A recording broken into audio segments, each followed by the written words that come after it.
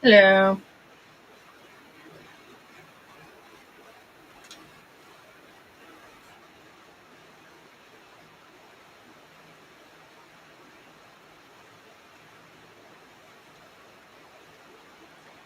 Is the music still going? Okay.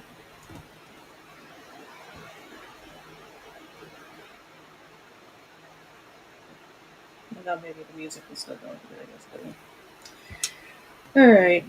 How's it going, chat?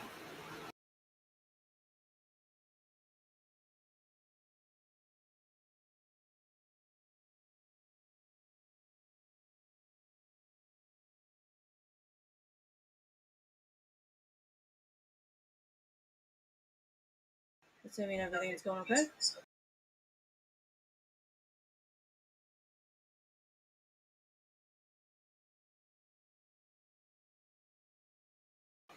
Hopefully your day is all going well. Just making sure everything is working the way that it's supposed to be working.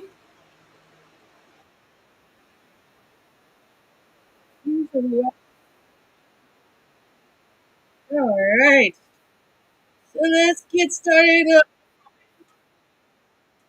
First, I think that we need to talk about what's going on here with Trump. We're gonna get to some other stuff here, like we're gonna do meme copiums things first here, but we gotta we gotta talk we gotta talk about what Trump is up to because Trump, he's being Trump. What else can you really say except Trump is being Trump? So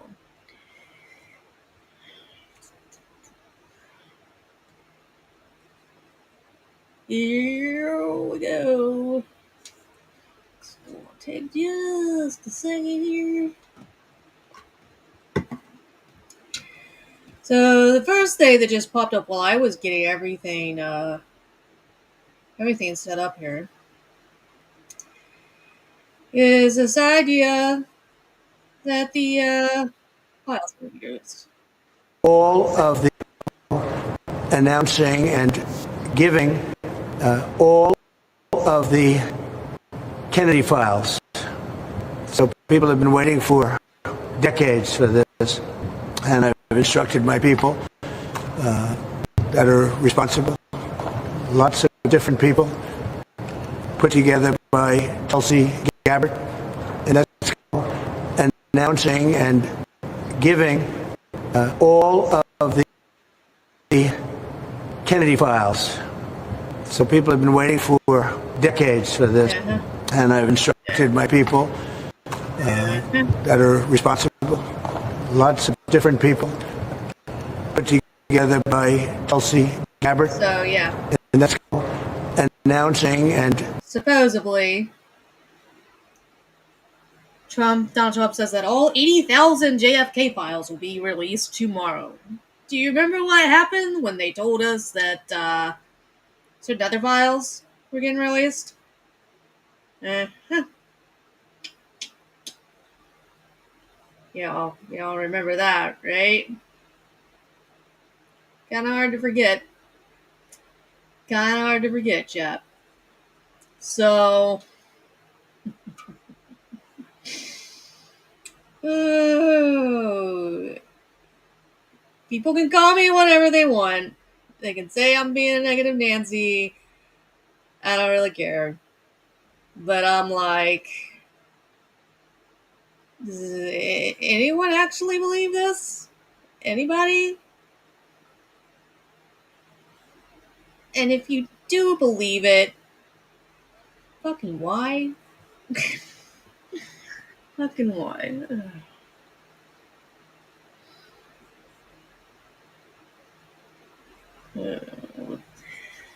And a lot of activity is going across the Middle East right now, renewed American strikes targeting the healthy health Houthis? I don't even know which it is. In Yemen, the Israelis are striking Syria. The intelligence points to Hamas preparing for a cross-border attack from Gaza. U.S. reconnaissance drones spotted near Iran. So a lot going on that. But one of the biggest things going on right now is Trump thinking that he can do away with people's pardons that were done by Biden. So let's look at this.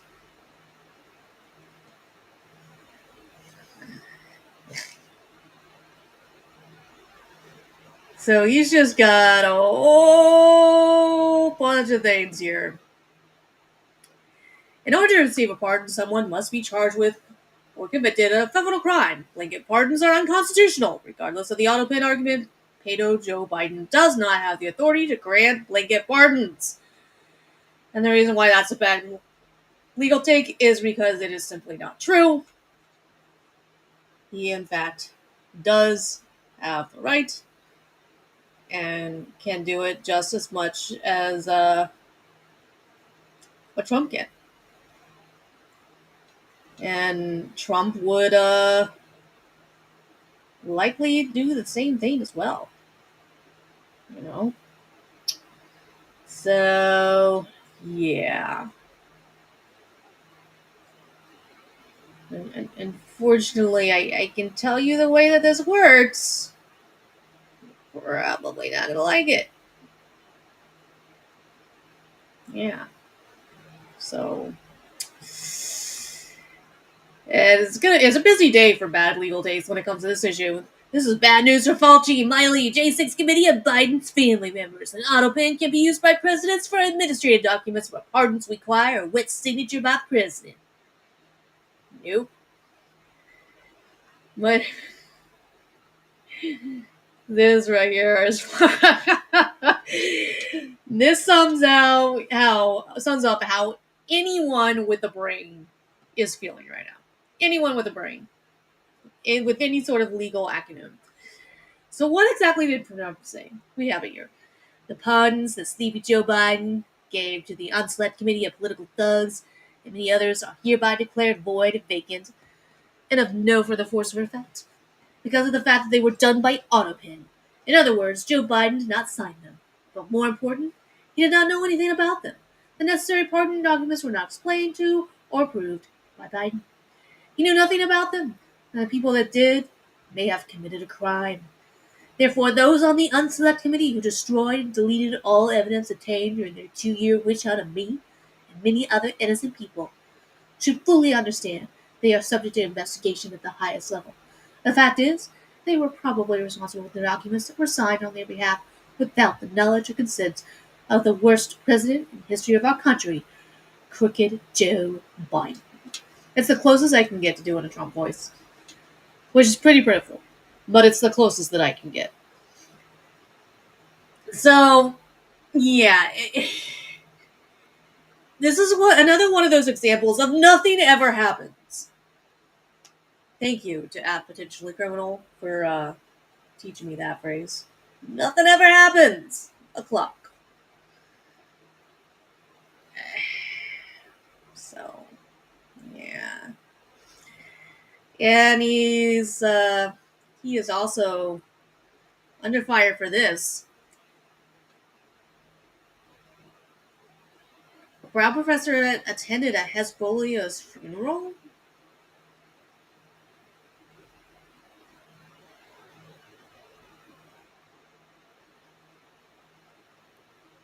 So you can't even attend a funeral or you'll get deported? That's interesting.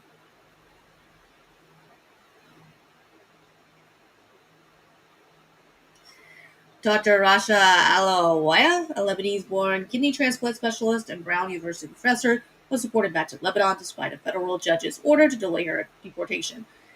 He's in a lot of trouble over this, over a bunch of, including the U.S. Divorce gang members and also for him in legal disputes, even though a court ordered them to abstain, he's doing it anyway. So, Dr. Alawaya attended the funeral of Hezbollah leader Hassan Nasrallah, admitted to support for him, and had photos of Hezbollah leaders on her phone, which led to her detention by U.S. Customs and Border Protection upon her return to the U.S. So, yeah.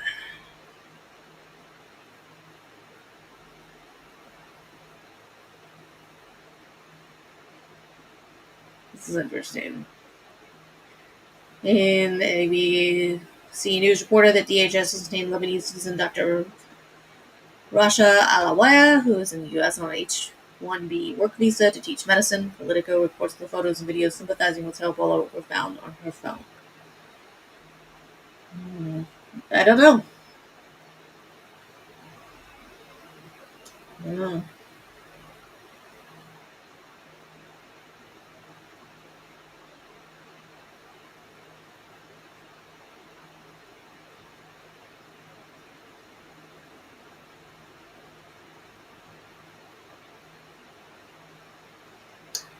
So that is interesting.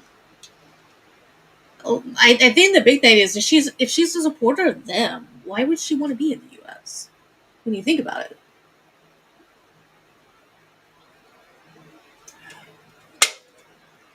Drinking a Monster energy drink here, but it's kind of hard to understand really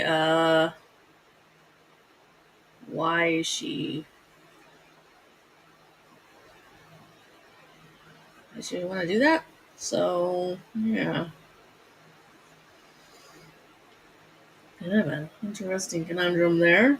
Not really sure what her thinking was, but there you go.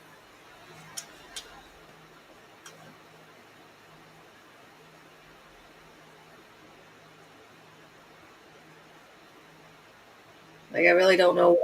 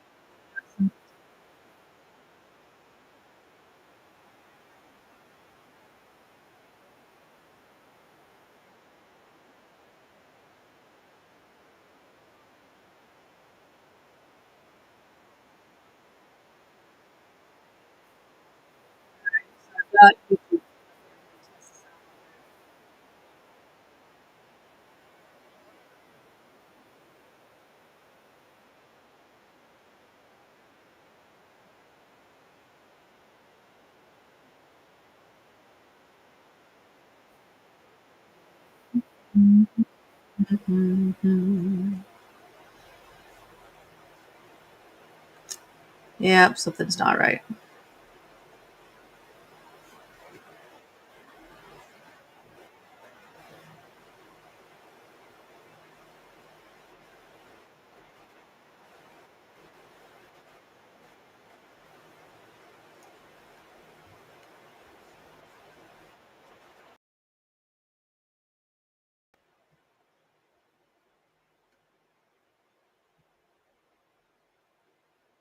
All right, let's see now.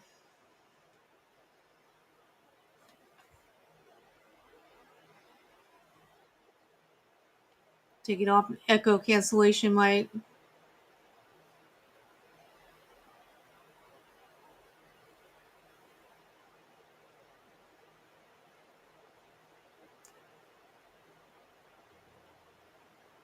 help a little bit. Let's see if taking off that helps the sound.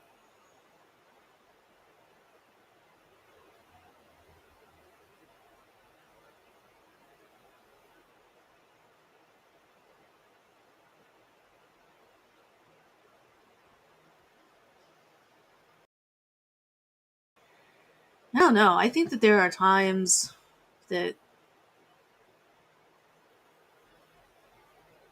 you don't hear me at all because I cut out.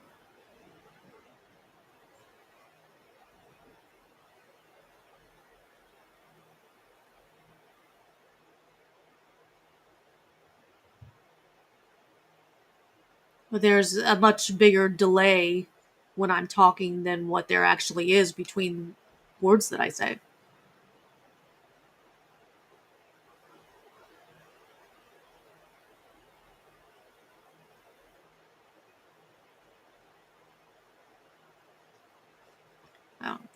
I think doing it that way may have helped. I'm just curious how much everyone actually missed of what I was saying.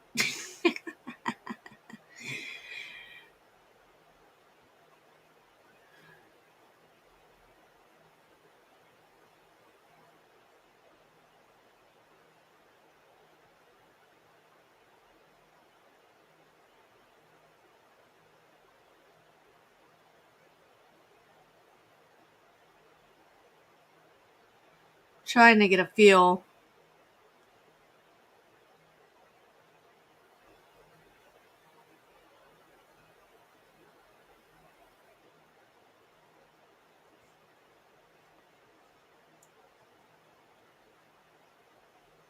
Okay.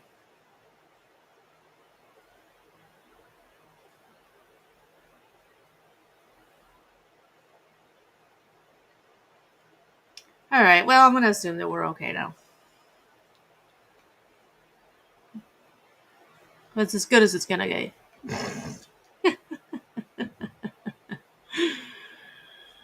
Oh, goodness. Streaming is dynamic. Streaming is dynamic.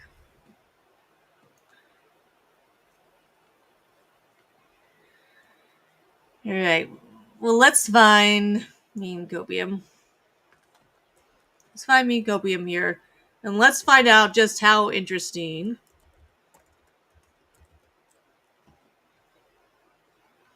he makes stuff about Japan.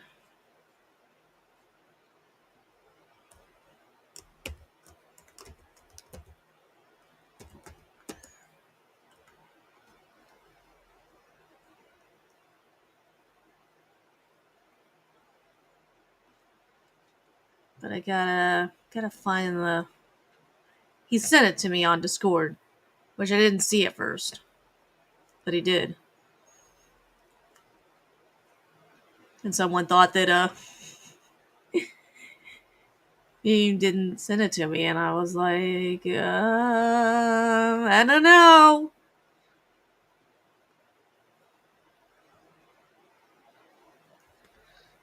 And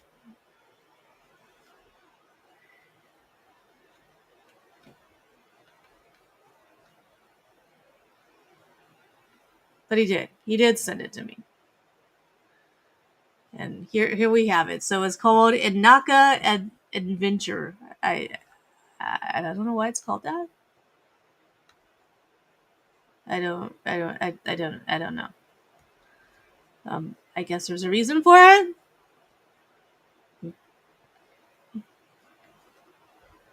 Maybe it's because where he lives. I don't know. I know that he lives in Japan, but much beyond that, I don't really know. All right. So we know he lives in Japan. We know all that, and he does travel videos. And I actually like travel videos. I think travel videos can be a lot of fun. But I can't. He can make anything entertaining and interesting.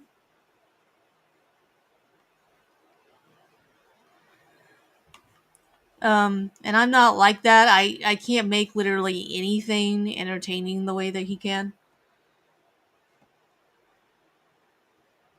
So, how to spend 3 days in Hiroshima. Discover the hidden gems. So let's see how interesting he makes this.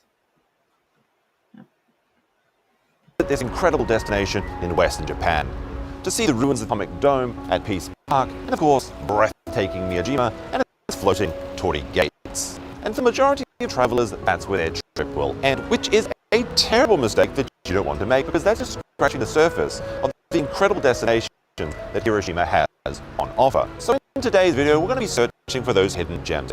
See, I forget that there's anything interesting to do in Hiroshima because I always think of, the bombs that we dropped. Or no, it's not. Is it the bombs that we dropped?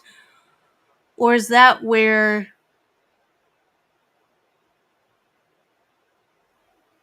Exploring mysterious islands, tasting the catch fresh from the ocean, learning about the history and the... I used to think that, I guess that there was some kind of nuclear disaster that happened there, but that was in Russia, wasn't it? I don't know. Let's see what is supposed to be in Hiroshima. Culture of its people, and of course, drinking as much as I possibly can in Hiroshima's famous sake breweries. This should be a fun one. Let's begin. Ask any traveler to Hiroshima what's the first thing they noticed on arrival, and inevitably they'll tell you about the retro-style trams that run through the streets, adding to the nostalgic atmosphere that is a key. Don't tell potentially criminal. He'll closeted foamer that he is, he's gonna really like the fact that they have, at least they have trams. Somewhat sort of train adjusted, I think, maybe. Part of the city's unique identity, and these trams will be the first step of our 3-day exploratory trip as we take a short ride to the Hiroshima Ujina port. Japan's inland sea is a place that I never tire of visiting, famed for its calm waters, rabbit-covered islands, and of course the breathtaking Shimanami Kaido, which allows you to ride over as many islands and bridges from the Hiroshima mainland all the way to Imabari in Shikoku. I love rabbits. Following a coastline that might make you think you're in the tropics rather than Japan. Today we'll be skipping the bikes as we're traveling in style, boarding the Sea Passio, a ferry that won the 2019 Small Passenger Ship of the Year award, and it's not hard to see why, with these relaxing open seats, spacious rooms to relax or get some work done, and small gazebo seating on the roof that allow you to appreciate the sights of the inland sea. Japan's ferries are an often overlooked method of travel in favor of the nation's excellent rail network, but at the price of just 1,000 yen, or around $6.50, you don't need to break the bank to experience. See, I hear 1,000 and I think, holy crap, and then I realize, we're talking in US money, it's actually very, very cheap. This luxurious cruise. My only complaint being that the 45-minute journey across the bay was much too short, as I barely had time to finish my tempura udon as we arrived in our first destination of Kure. Earlier in the year, I visited Kure for just an afternoon for my 3-day Hiroshima guide, visiting the Yamato Museum, dedicated to the world's largest battleship ever constructed, complete with a massive 1/10 scale of the legendary ship itself. If all of this is stuff that he filmed himself, or had somebody holding the camera for him, I'm fairly impressed with the camera work. But just like my time on the Sea Passio, that trip was all too short, so I vowed to return to see what other marvels this small but significant coastal town has to offer. Keen-eyed viewers may have already noticed there appears to be a submarine floating through the town, and you'd be right, as this decommissioned vessel is now part of the Japan Maritime Self-Defense Force Museum. Having had a close encounter in the Osaka Bay a week prior, I was interested to learn more about their main display, which allows you to explore the deck and bridge of the Akishio and offers a glimpse into the life of a submariner. But I quickly discovered that maybe I don't quite have the right build to survive life under the sea, although despite my size, I do find the bunks to be quite cozy, very very similar to staying in a capsule hotel, which I do enjoy from time to time. It might surprise you to learn that He almost can kind of fit. Almost. the events of the Second World War still affect the waters of Japan. Between the Japanese and Allied forces, tens of thousands of mines were placed off the coast of Japan, and cleanup and disposal of these deadly devices is still an ongoing effort even till this day. The Japan Maritime Self-Defense Force is largely responsible for this dangerous task, and much of the exhibits are dedicated to this ongoing effort, ranging from the wooden post-war boats that could get close to magnetic threats, through the years to advanced aquatic drones and modern techniques. It is unknown when this daunting task will finally be completed, but until the last of them are pulled from the water, the men and women of Japan's Maritime Force will continue in their charge. Good choice of music. The coastal cities of the Seto Inland Sea have always been protected by the islands and mountains that surround it, which is why shipyards and naval forces are a large part of the regional identity. With this in mind, we head to a small hill that overlooks the bay to find out more. Furiyama has stood over this town for its history. If anything, I kind of feel like a really interesting video would be a more in-depth video of just the Maritime Museum itself. I hope maybe he'll do something like that sometime. And watched it grow and develop, which is why it was chosen as the home of the naval commanders until the end of World War II, when it was occupied by the British Allied forces for the next 10 years. And it was during this time that much of the building was adapted to suit Western tastes, the result of which is a one-of-a-kind step into the past and a fusion of both Western and Japanese design. Not only a step into the past, but between cultures, as in a single moment the traditional tatami mats and shoji doors give way to reveal a gorgeous Victorian interior. That is pretty.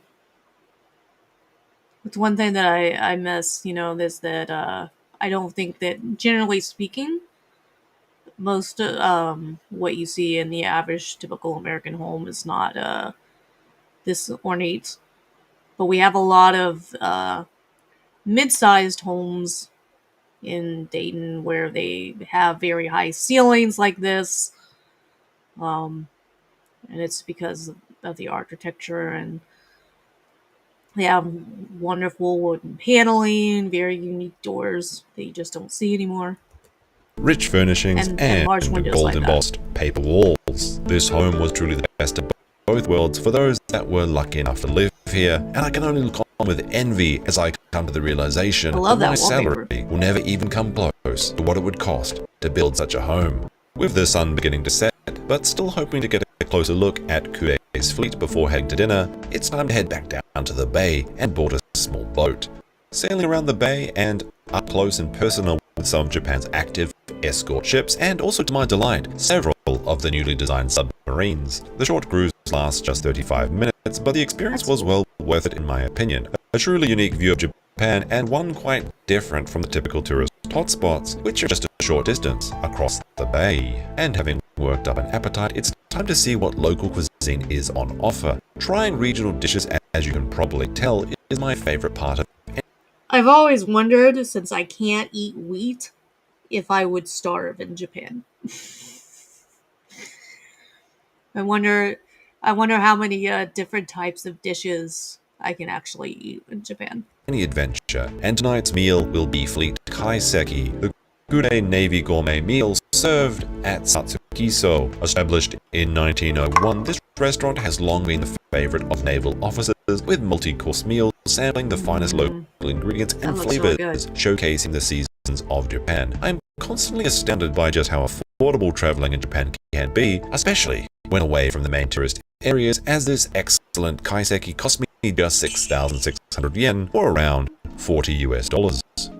Kurei offers a variety of accommodation, but tonight we'll be staying at Muku, a trendy hotel in a quiet neighborhood just 10 minutes by foot from Kurei Station, featuring 11 different rooms they refer to as chambers, each with their own special Japanese theme and unique color scheme. And my chamber might just be the Chamber of Secrets, because this bathroom looks like it would be right at home in Snape's dungeon, but that's just fine with me as I love the design, and there's nothing quite like relaxing in a big bath after a long day's sea voyage. The double futon bunk bed is not only comfy, but very nostalgic of my childhood, which had a similar setup. Unlike my childhood, however, Muku is all class, and I can enjoy this room to myself, grab a quick mulled wine in the downstairs bar, and have a relaxing night to prepare for our second day. After a peaceful night's rest, it's time to head to our next destination and have a relaxing night to prepare I want to go back for here. our second day. After a peaceful Don't tell Sean. Don't tell Sean that you get, because I don't know. It's not quite the same as a train. So do farmers get as excited about this as they do other things? I don't know. night's rest, it's time to head to our next destination, Aw, Etajima, the largest island in the Hiroshima Bay, neighboring Miyajima, which you can learn more about in my previous Hiroshima guide. Etajima is famous for its fresh seafood straight from the inland sea, and we have a special lunch planned for later on. It is also home to one of the world's famous top 3 naval academies, alongside Britain's Dartmouth and Annapolis in the States. The island's peak holds stunning views of the inland sea, as well as the old Mitakayama ruins to explore. And while many travelers have heard of the Shimanami Kaido cycling course, Etajima has its own Kakishima Kaido, a 30 to 70 kilometer seaside cycling course exploring the island or even all the way back to Kure. Etajima's historic naval academy now serves as the Maritime Self-Defense Force, First Service and Officer Candidate School, and guided tours are available daily right in my price range. Free, which really is a bargain, as you are escorted around the old base, which is an architectural and historical buff's dream. The Officers Candidate School is particularly photogenic with its contrasting red and white bricks. Etajima's ceremonial hall, in comparison, is stunning in full granite. During graduation, this hall can hold up to 2,000 people, and it even has its own special entrance and upper platform reserved for the Emperor of Japan. One of the buildings here is particularly fascinating and definitely recommended, which holds the base's most precious naval artifacts, but regrettably does not allow filming, which is out of respect and to encourage you to see it with your own eyes, so you'll just have to take my word that this one is absolutely worth your time. While exploring the island, you'll definitely build up an appetite, so we'll be heading to an authentic restaurant right on the coast to taste the freshest of the inland sea's catch of the day at Saboki. The bounty of the sea has always been a key part of the way of life for the people of Etajima, and that is embodied in the seafood set course. Today's catch featuring Japanese tai or sea bream as the centerpiece, with sashimi and lightly grilled fish, as well as octopus and squid. It certainly doesn't come any fresher than this, but try not to make any little friends during the meet and greet. Every course reflects the main ingredient in its own sorry, but way. I don't want to see my food eating. I don't want to see my food moving before I eat it. That's no. No. Traditional Japanese cuisine highlights natural flavors with subtle additions and seasonal flair. And not only am I blown away by the taste, but just how affordable it really all is, as I would expect to pay 3 to 4 times what this cost in my home country. We have definitely been eating well this trip, and there's still more to come at tomorrow's final destination. While Etajima is the largest island in Hiroshima Bay, just 25,000 people call it their home, so you might think that you need to return to the city to find quality accommodation, but this couldn't be further from the truth.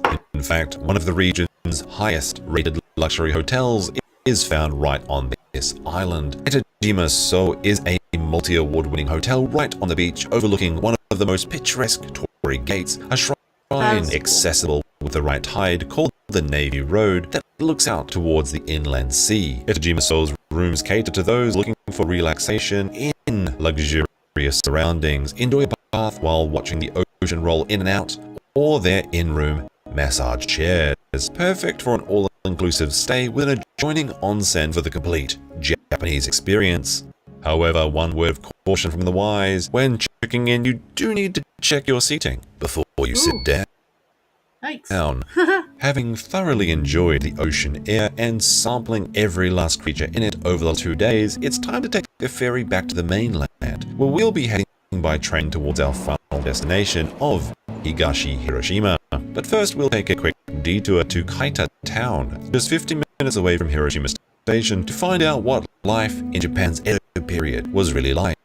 250 years ago, the former Chiba residence served as an important post town along the Saigoku Kaido, an ancient road linking Shimonoseki all the way through to Kyoto, a road that was apparently fraught with danger, and you apparently needed to bring your sword just to go to the bathroom. In recent years, much of Japan has been modernized or reconstructed, and while still beautiful, they have lost that touch of authenticity. So seeing this part of history so lovingly cared for hundreds of years was quite refreshing, and for the second time this trip, I'm left realizing that living here would be quite above my pay grade.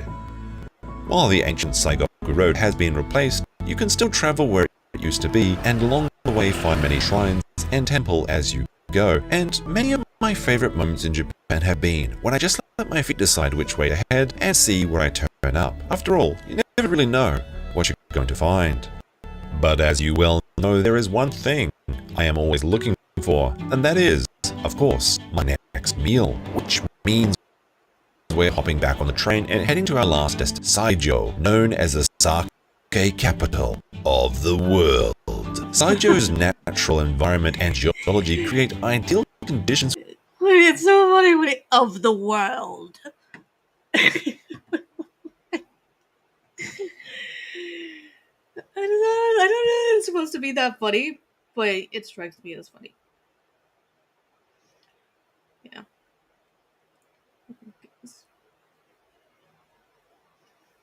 Alright, let's keep going. For sake brewing, the natural soft water and perfect combination of minerals is why the area has so many breweries. During the cooler months in Japan, nabe, or hot pot, is a popular dish across the nation, so of course we need to try the town's take on this dish, Bisho nabe so at Kubamachi Kappo Shinsuke, which of course includes their most famous ingredient. Lightly seasoned to preserve the true flavor of the sake, the alcohol evaporates while cooking, so this cold weather treat can even be enjoyed by those hypothetical non-drinking friends. But now, at long last, it's the time that everyone, or at least myself, have all been waiting for. A tour of the town's 7 sake breweries, of which our restaurant is the first. But not wanting to drink alone, on camera at least, I am joined by Yoni, a local guide and sake expert for the newly launched Sakura Dori Street Tasting Tour.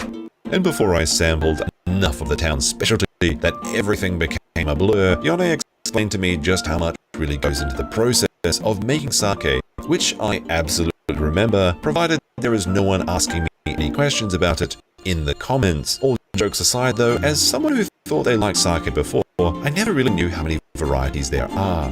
This was an adventure to Flavor Town with sakes you could have told me were rosé wines, sparkling champagnes, sweet and citrusy delights, and my personal favorite that starts out frozen and needs to be tasted within the first hour of its thawing. It isn't often I get to pretend to be this fancy, but it was an absolute highlight of this trip, and frankly, if I hear that anyone goes to Hiroshima in the future that does not take a side trip to Saijo, I'll consider them a poor, unfortunate soul. Just remember to stay hydrated, and fortunately enough, along with my commemorative sake cup, Yone was kind enough to bring me a spare bottle of my third favorite drink, water. Well, I think I had quite enough to drink, so this one will have to be for you. But what an incredible trip to these undiscovered locations in Hiroshima. I'll include a list of everywhere we went in the description below. But if you want to see more of Hiroshima, then definitely check out this video, and we'll see you in the next one. Right. Kyoto, the cultural heart of Japan, ancient imperial capital of the country. Okay, alright. Alright. Oh yeah. I'd like to see him do some, I don't know, more in-depth videos. But I don't know that that's really his thing. Maybe. Who knows? Alright, so now we are on to Scientology. Scientology and the protesters of Scientology.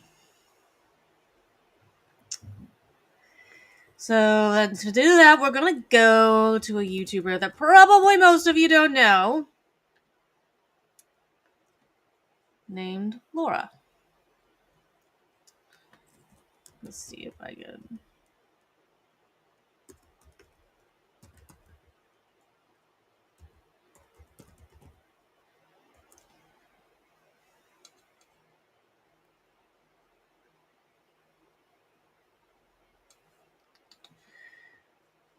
see if I can actually find her here.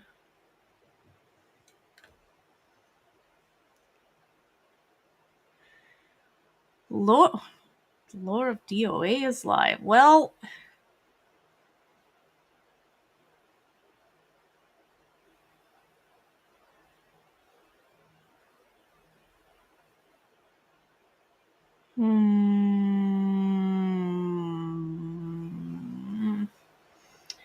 we may have to go. Nora. It's not Laura I'm looking for. It's Nora. But we may have to start out watching the Lore of DOA.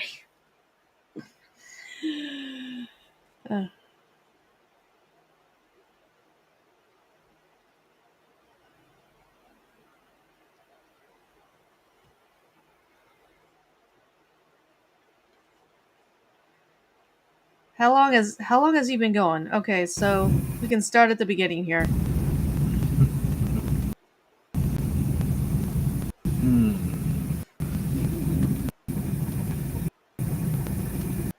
This is DOA. He is basically a professional protester. He started out protesting a completely different group. Had to deal with a lot of restraining orders. Had a bunch of falling out with people, and somehow or another, after I kind of lost track of him. And somehow he wound up in like, I think first Chicago, maybe, and then LA. But he actually has to have an ankle monitor on now, because he damaged property that belongs to the Church of Scientology. Like an idiot. I just want to thank everyone for donating to the Gifts and Go. I really appreciate everyone who's put in the money. Very much appreciated.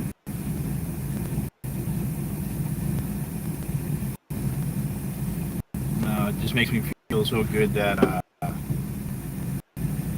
there's so many good people supporting me while I go through all these charges.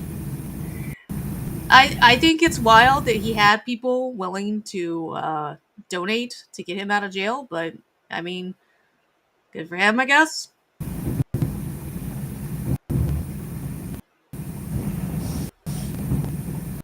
You know, you get all these haters and, you know, the loss of my channel.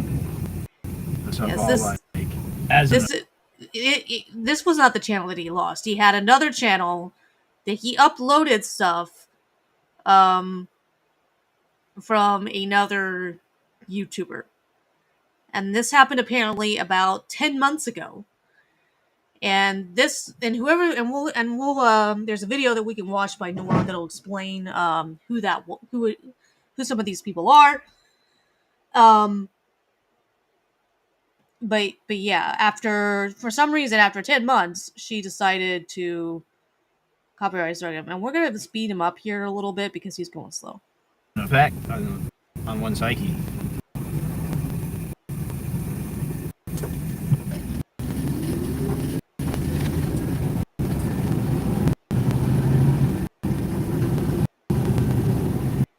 He could, in theory, choose to copyright what I'm doing here.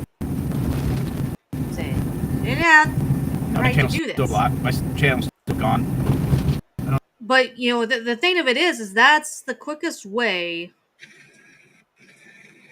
to cause all kinds of problems. He could, in theory, choose to. That's the quickest way to cause all kinds of problems. Cause drama that you don't need to cause yourself. And that is what some of the people who have copy stricken him have learned. People don't have a whole lot of goodwill for you doing all this stuff. It's just there are rules that people follow even within content creator community when it comes to when you copyright strike someone and when you don't. I don't know if I'm going to get back or not.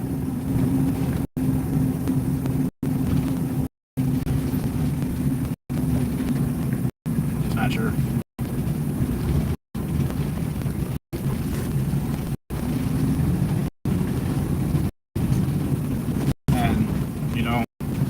all the people that kind of defend that action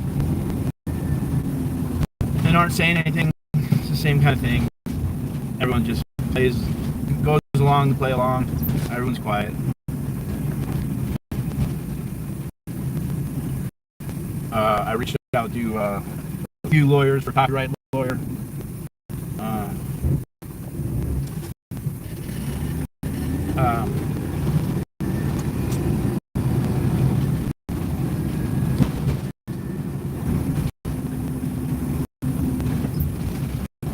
To talk to a lawyer is actually something new for him. He normally tries to handle these issues on his just some own of the other content creators, the larger and content represent himself. creators in the SPTV space. I don't really know that they're gonna. Happy St. Patty. That any lawyer's gonna be able to do much for him. No, and I'm not mad at Helicopter. Just like I don't understand why she would do that. Like why? I mean, you're literally taking my whole livelihood. I can't defend myself against the charges in Fort Wayne, Indiana. Stuff that didn't the belong video to you. that proves some of my innocence were on my DL. Changes to it, but the issue is, were those issues enough? And you've been doing a lot of shit that's aggravating other anti-Scientologist protesters, like destroying property, calling these people names, and yelling insults at them. And that's not what most of them do when they try to protest these, because these are people that they actually want to reach out to, and they want them to leave Scientology. The Scientologists, they have rules about how they go about protesting, and Scott does whatever Scott wants to do. He thinks that he doesn't have to follow those rules. DOA channel. So that really realize the trouble that he gets himself into, he brings on himself, on that, and he doesn't get it. On Thursday. And so I might be stuck with a restraining order saying that I'm stalking somebody, which is just totally not the truth. But it's not the first time I've had a false restraining order put on me.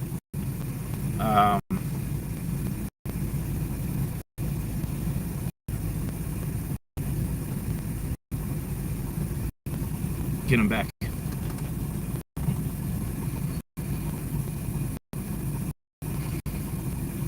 No, we don't need to attack. I'm not trying to attack Ellie. I wish that some of the other people would put a little pressure on her and just be like, why are you doing that? Like, I don't need to attack her. I don't have any beef. I have no problem with her at all. That's the thing that really I mean, that's the hardest thing to stomach. He's actually having somewhat of the right response here. He's not wanting to attack her. He's not wanting to be mean to her or anything. I will say this though, that I used to follow him when he was protesting 1776 RM, and I kind of went along with it for a little while. And these were part of the people that were getting restraining orders, and they may have had a valid point.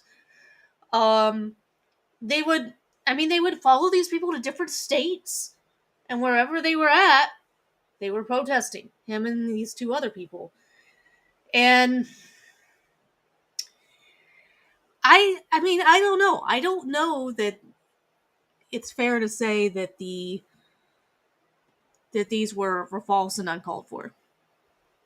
I don't know that there are still any videos out there of what they did, but he would push the envelope and he would get himself arrested. And the other group would do things that they probably should not have been doing right back to him. And, so there was this constant tit for tat and this back and forth. And, I think that they did eventually end up curtailing the group's power and influence quite a bit. 1776 RM allowed, apparently for a short period of time, for pedophiles to be in their group, and they were like this traveling caravan that was going around promoting Trump's agenda. It's kind of like the best way to kind of explain it. It's the long end and the short end of it. But for a short period of time, they had allowed some people that were convicted pedos to be in their group, and that's what they were protesting. And I remember at the time, like, some of it making kind of sense because they didn't want to accept, I guess, the fact that the person was truly guilty of the charges. And he had served some time in jail. I actually read the complaints, the entire the majority of all the filings on air, and it's pretty gross. I don't know. Like, some people are like, "Ow, she was coached." I mean, I I think that this is something that would have been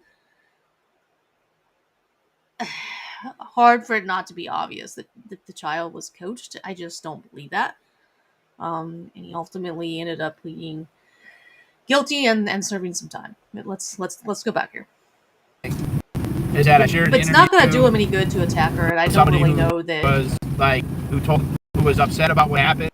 I We were don't know that attacked a by lawyer or Scientologists. copyright is going to do him much good. And Kelly did a great interview with her. It was very wholesome. It was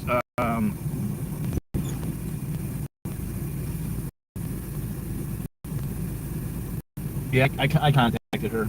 I tried to, at least.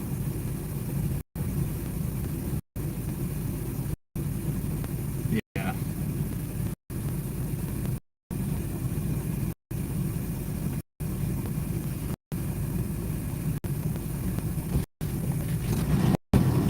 Rumble doesn't connect. Rumble doesn't connect to YouTube anymore. And I'm not sure if I can go that way. Yeah.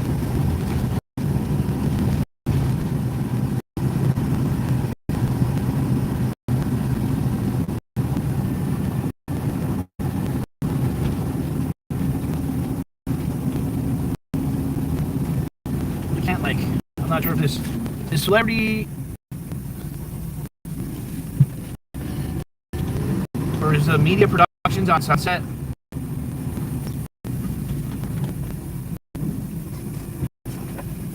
No, it just sucks. I'm trying to just not be angry about it because I'm not angry. I'm disappointed that something so wholesome, like, like the video that Aaron struck was a video that was altered. It was him talking about 86 GOP, which the irony of all that is, like, it's so ironic that the video he strikes is the one where he says that 86 GOP is a bad actor. And why would he want that struck? He wants that struck because that's what the whole division in the community in June was, because I said that 86 GOP was a bad actor and I didn't have a right to say that. Right? I wasn't allowed to call out somebody and say that someone's not a bad actor or they don't have good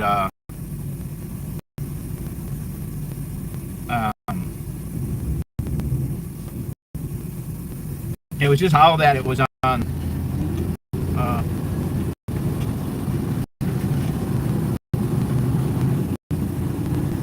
Here's the thing: I don't have the ability to pull up any of those videos, and I don't know that I can really say for sure that that's why his videos got struck by Aaron, who is growing up Scientology.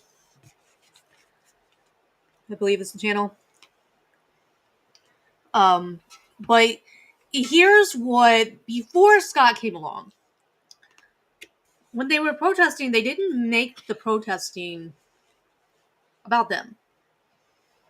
Scott does things to make it about himself because the whole point is to get his people to donate to him. So he tries to be as outlandish as possible. Like, he seems like a really normal dude.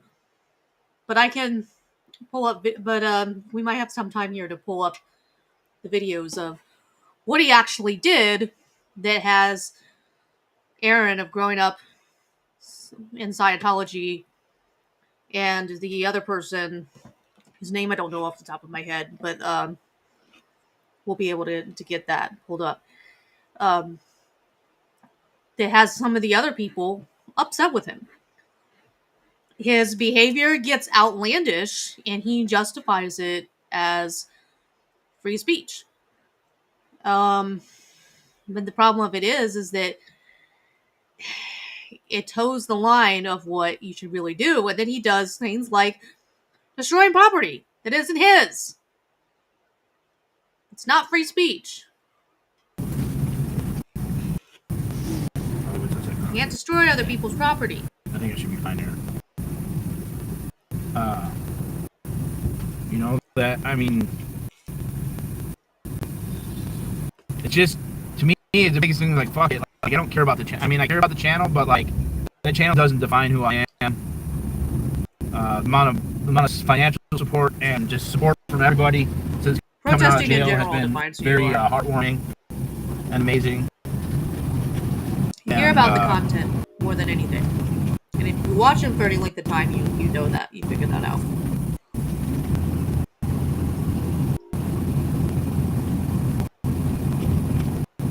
I just, like, I'm fighting all this other shit.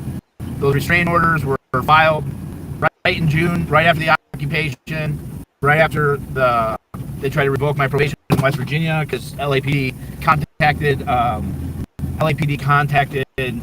West Virginia.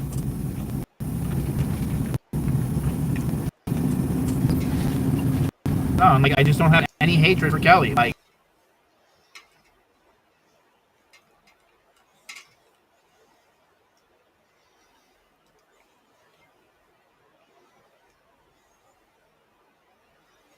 Oops. so let me be able to have the evidence I need to defend myself against the Church of Scientology. Why would you actively be involved in doing actions? The one clip that I have the seen, Church of Scientology, when that's what you claim you're against. you filmed yourself committing crimes. Just give the channels back. Well, they've been deleted by YouTube. Maybe there's a way that they're stored on YouTube servers that they're able to restore them. When you do any kind of YouTubing, you should always have something. You should always have your footage backed up someplace else. YouTube should never be the only place that you have that footage. You should have it saved in multiple places. So if he doesn't have a way to access any of that, pull it all up. It's not their problem. What he would have to have his lawyers do, if his lawyers could ask for some sort of discovery request order from the judge. The courts could send an order telling YouTube, hey, you need to hand this stuff over. He might be able to get it that way. But I don't see how anything that he's got on there is going to get him out of this. I don't see it. You literally recorded yourself committing crimes. Like, that's what doesn't make it. That's what's, like, mind-boggling to me. You can hate me, you can dislike me. I know a lot of people dislike me. I say things. I call people out when I see people fence riding. I call it out. A lot of people are very uncomfortable with that. They think that I should just kind of be quiet and just let everyone heal at their own pace. And I understand. No, it's because you come across sometimes as an unhinged lunatic, and sometimes making accusations that it's kind of a toss-up about, yeah, you're probably not right, but you're gonna double down on it. And that's how people feel. Like, that's not how I feel, though. I understand people need time to heal, but at some point, the silence becomes compliance, and it allows for actions to continue. And I don't know where that point is. I don't know when that stops and where it begins to be like, okay, but you not saying anything is allowing this to happen, and you're not liable to that. But if you're silent about it and then say that person mentioned your channel and they give you some credit, or you do an interview with them, or you start hanging out in their comments again, and you haven't said anything publicly about it, like, that's where it starts being like, okay, well, you're allowing that person to do that, and you're pretending like those things didn't happen, and that happens a lot in the streaming community. Because I haven't, I haven't been following a whole lot of this as closely. So it's just tough. I really hope Ellie like reconsiders, and I'm not even gonna think that Aaron would do it. Aaron is so angry and so mad at the world, and I don't know if I don't know what it is. I don't know if it was he's me. not angry or well, mad I know at that the world. What I said at the board meeting was taken like that people made a huge deal out of that, and to me, like, it just wasn't that big of a deal. It wasn't like those comments of them coming wasn't like the saving grace to this anti-Scientology community, because if it was, it would have been done 6 months ago. Like, why did we wait a year and all these months for these people to go and do this interview? I don't understand how that one event was so dramatic and so like that was the opportunity. Like they thought that the police commission's actually going to listen. Like why that was like such a huge crime against the community from everybody, and that was such an ego thing of me to do. And because you made it about you. I saw Mrs. J did her little thing. You became the she said that, sideshow. They're like not trying to make it about them. They're trying to make two it egos going about at each other. opening people's eyes And Scientology. Like, all these people who are protesting Scientology and speaking out of Scientology, they actually have personal experience with Scientology. They got rescued out of Scientology. You just jumped onto the bandwagon and don't respect the culture that they're building around what they do and the philosophy behind what they do. You do it because people will give you super chats. Plain and simple. I don't even see it as my ego. I just feel like I had 3 minutes to say what I wanted to say. You. And these people, all three of them, Streets, Aaron, and Jenna, all had said some nasty shit to me. If all of them didn't say those nasty things about me, I wouldn't have said anything. That's the thing that a lot of people miss out. Like, there was a cause, and then there was a reaction to that cause. If Jenna didn't say I was worse than David Miscavige, I wouldn't have said, hey, Jenna, I don't think you should be abused. Or I don't think people should be abused, including you, Jenna. Like, oh my God, like, what the most horrible thing to say. Like, if, you know, where was the outcry that she said that about me?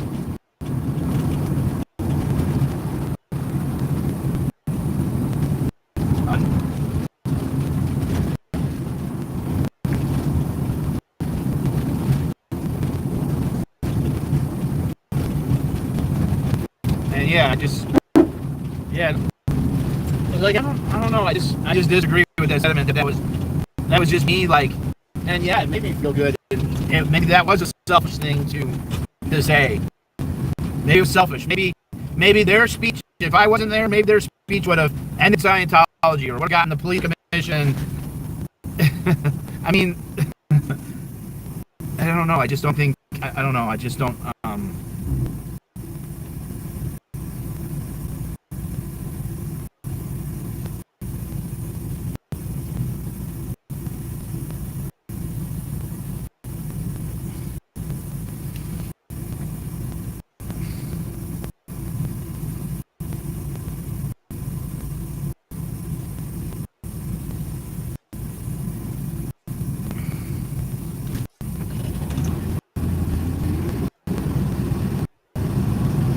God, I don't see Kelly.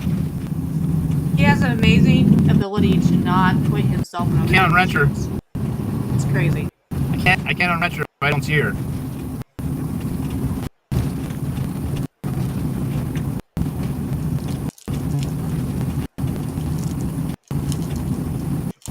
Say something.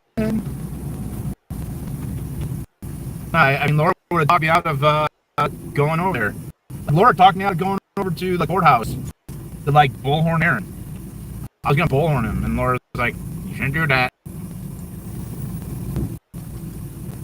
Yeah, he thinks that, he's just the greatest protester ever because he uses a bullhorn.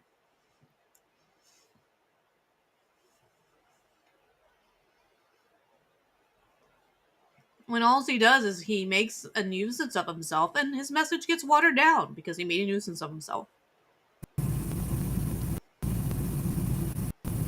I got her. You're free.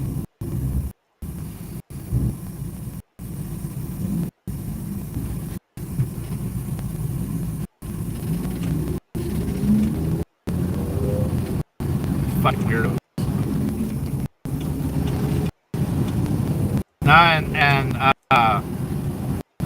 Now it's me defending myself in court, and that's the most important thing. Like, I don't care all this bad actor shit, the streamer wars. I gotta change the name of my streamer war channel just because people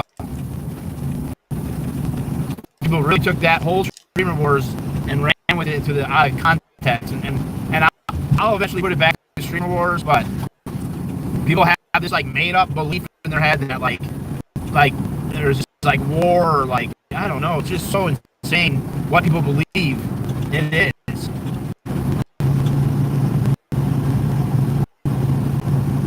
Like, it's so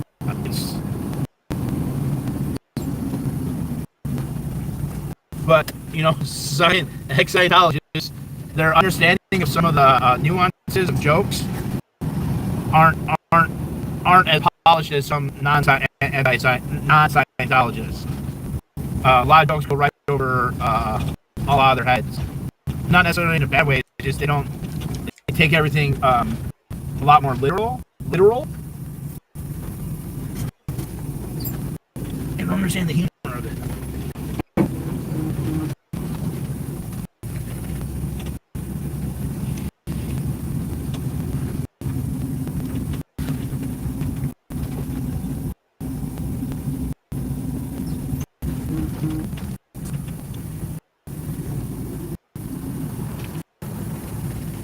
So, but I appreciate everybody who's helped out with donations.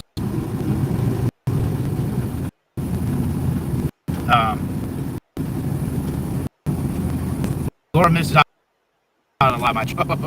Her humor is very unique and different. I'm so grateful for everything that Laura has done for me, and she's just really come through as a true friend and just been there for me, and I just appreciate who she is.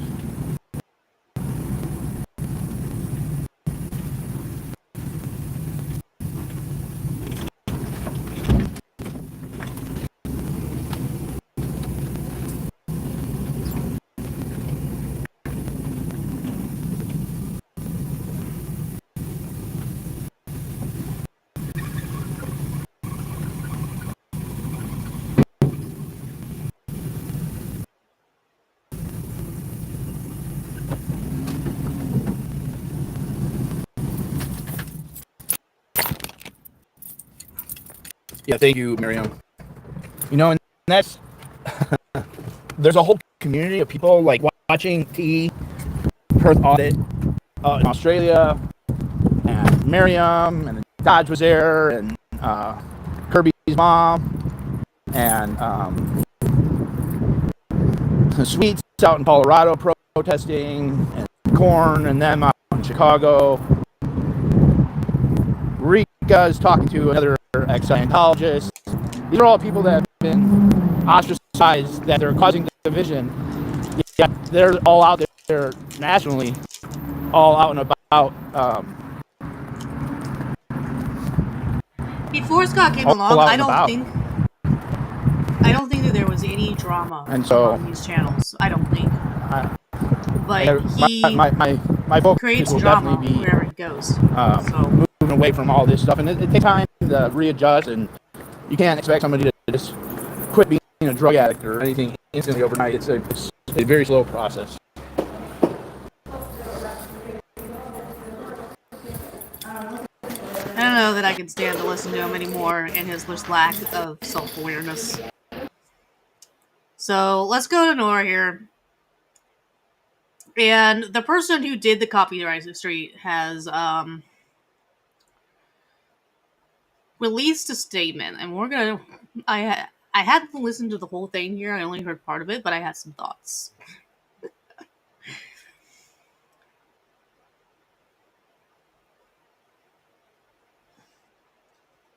It was really funny because she actually had herself I muted. Was I muted the whole time? Or just Yeah, you were. We've all been there. Oh, that We've whole all time. been there. The whole time I was speaking? From when we started? No, from when you click, you've brought up the page that I posted the comment. Oh, okay. Okay, I fixed it. All right. I don't know why that I should not be muted on this thing ever. Okay. All right. 1 second, Marina. We're fixing this so that we All can right. read it. So now you should be able to hear me. Okay. So I am posting this statement to clarify the circumstance of a recent copyright strike issued to the YouTuber known as DOA. This was really. I don't know that she should have done this. I don't know that this helped her cause any. I don't believe that she should have to justify anything. But this is what happens in YouTube culture when channels start striking each other.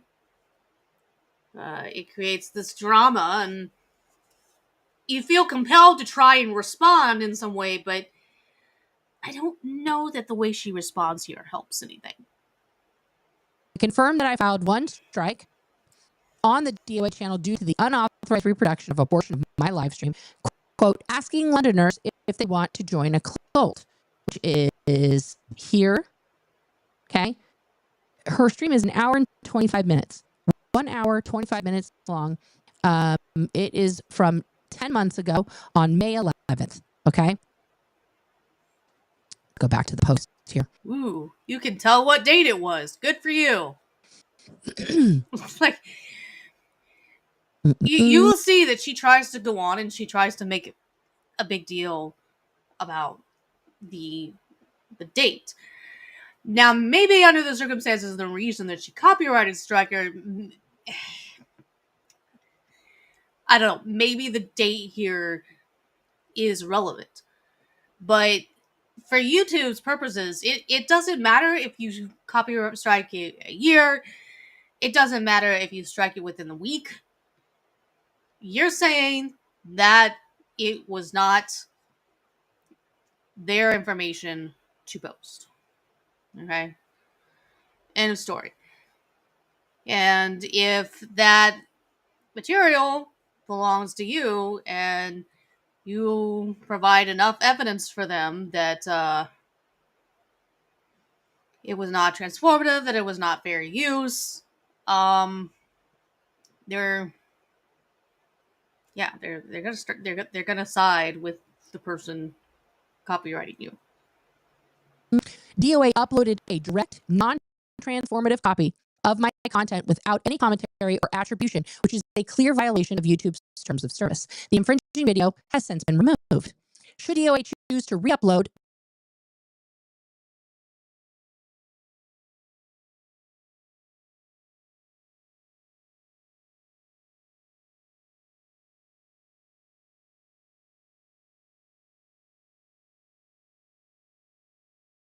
the copyrighted material, which was nothing that he said.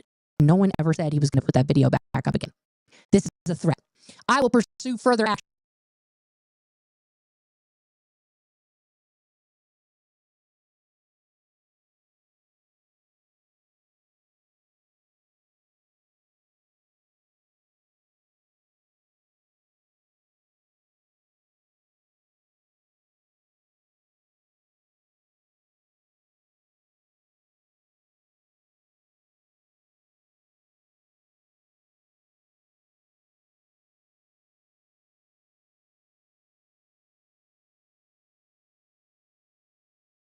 This is a threat. He is, of course, entitled to file a counter notification. Not when your whole channel gets taken down. That becomes almost impossible. Though I remain confident in the validity of my copyright claim. Recent allegations have suggested that YouTuber Aaron Smith-Levin influenced my decision to issue the strike. Aaron Smith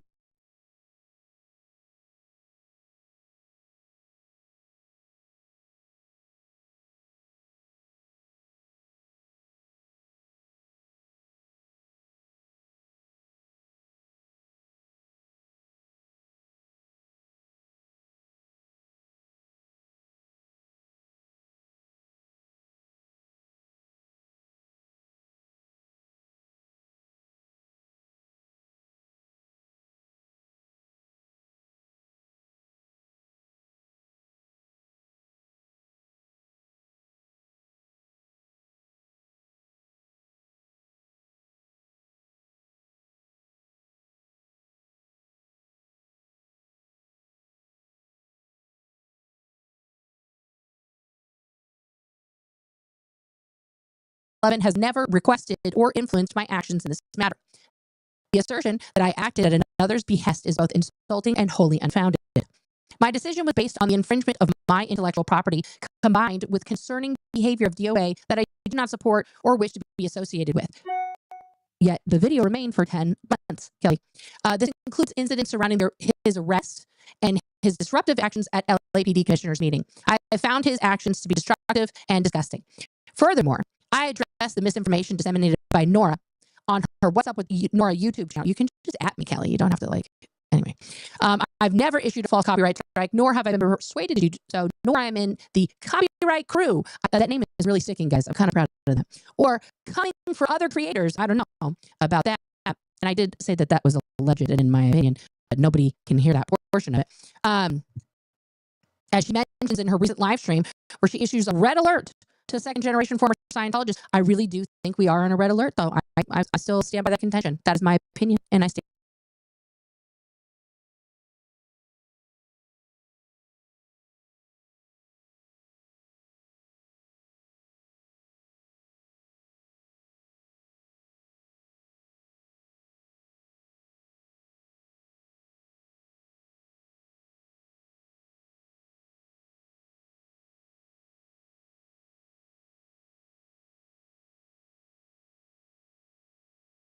By it. She didn't do so much as even attempt to get my side of the story. Correct. And I admit that in my statement. Perhaps this is because of her disdain for Aaron and her assumptions about me, but that is speculation on my part. Yes, you are correct. That is speculation on your part. Kelly, you and I have not spoken.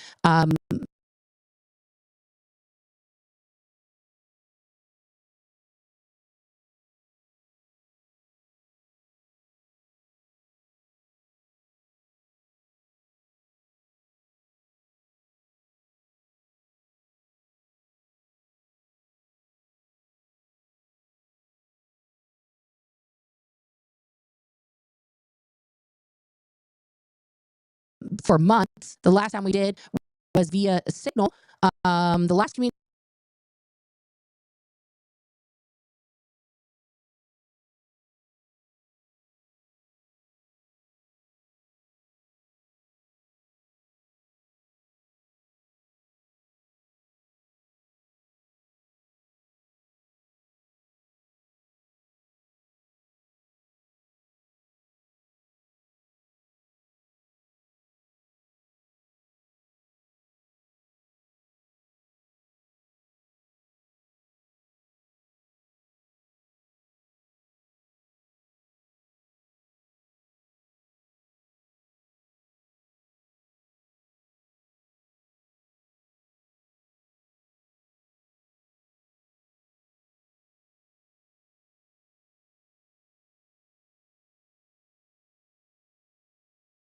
communication that you and I had via Signal app, because you're in England and I'm in America, and that's a fancy way of talking to everyone. I don't even have it on that one. Is it here?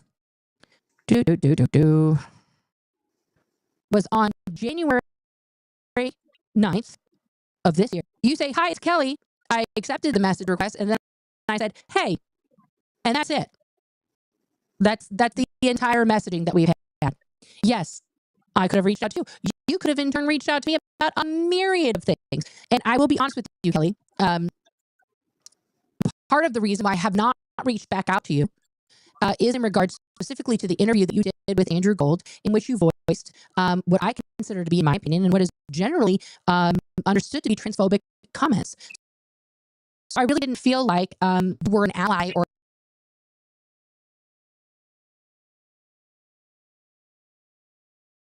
I'm trying to understand, is this woman a lesbian then?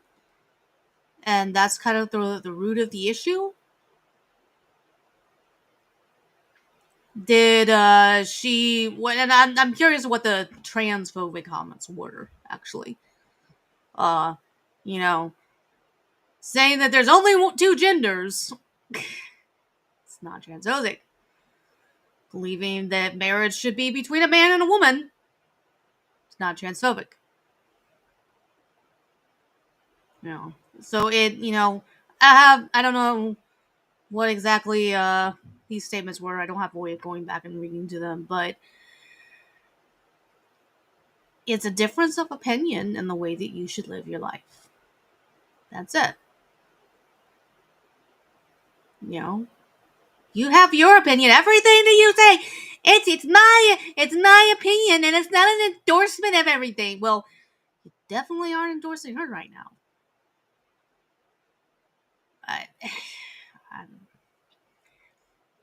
So I guess I kind of get her excuse for not reaching out, but I think I'm understanding why she hasn't bothered possibly to reach out to you about myriad things because of shit videos like this. or a safe person that I could talk to as a member of Labiqua. Yeah. So Wait, that would be the reason why I didn't reach out to you personally. And I have also observed over the That's past what they're calling it month, now? you're increasing close. Okay, wait. We need to go back here. Hold on. The entire messaging that we've had. Yes, I could have reached out to you. You could have in turn reached out to me about a myriad of things. And I will be honest with you, Kelly. Part of the reason why I have not reached back out to you gotta get back to that. is in regards specifically to the interview that you did with Andrew Gold, in which you voiced what I consider to be, in my opinion, and what is generally understood to be transphobic comments. So I really didn't feel like you were an ally or a safe person that I could talk to as a member of Labiqua. Labiqua? Yeah. I have never heard anybody call it Labiqua. Chat, we are learning new things. We are learning new things today. It's not LGBTQ whatever. It's Labiqua. Okay, I mean, that's an easier way of saying it, I guess. So that would be the reason why I didn't reach out to you personally. And I have also observed over the past months your increasing closeness to Aaron and Natalie, to people who I also don't reach out to because I don't trust Aaron. And he is very manipulative and has harmed me in multiple ways over the past year. Somehow, so that would be the reason why I didn't talk to you directly. And I'll just be open about that. I'll be open about that. These are based on your public comment on an interview you did with a known transphobe, Andrew Gold, and then you did a whole interview where you guys did that together. Okay, let's get back to our statement. Gosh. And most likely her things were not transphobic. Transphobic implies a fear of something. That's what phobic is. Disagreeing with a lifestyle is not transphobic. I'm sorry. It's just not. So I stated, and this is an interesting quote. I don't remember saying exactly this, but perhaps, I just I find it deeply disturbing that you suggest I may be working for Scientology. But also, why would you get mad at me for saying that? Nothing stated is meant to be taken as a fact.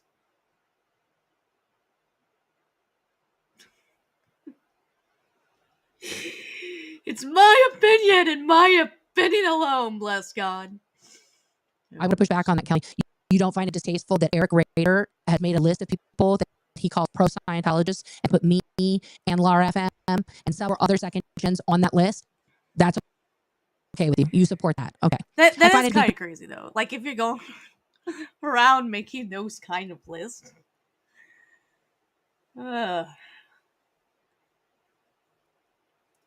Man, who knew that the The anti-Scientology community was so petty. And then you add DOA into the mix. Take it back.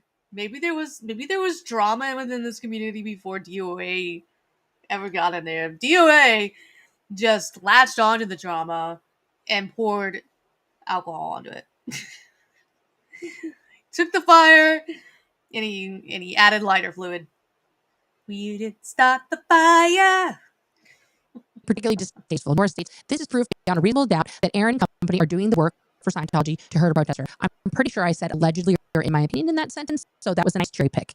I urge viewers to exercise discretion when encountering. But you say two conflicting things, though.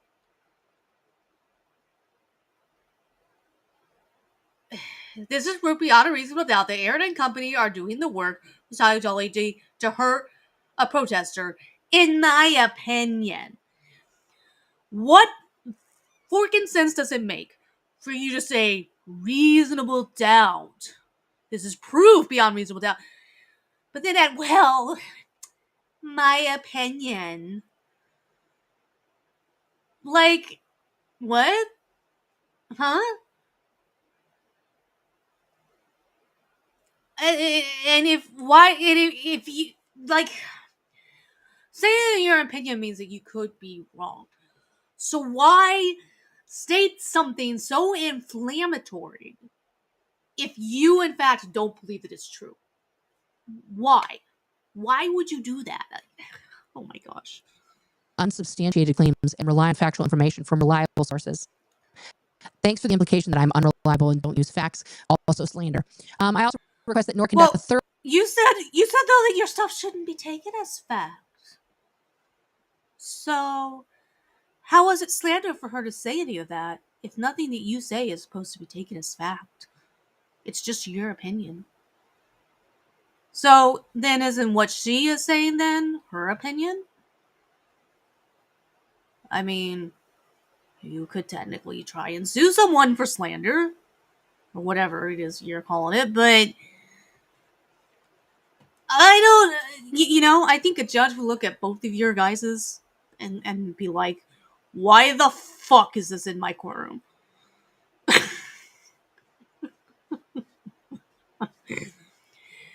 We have seen some trials where it's like judges are just done with the fuckery of it all.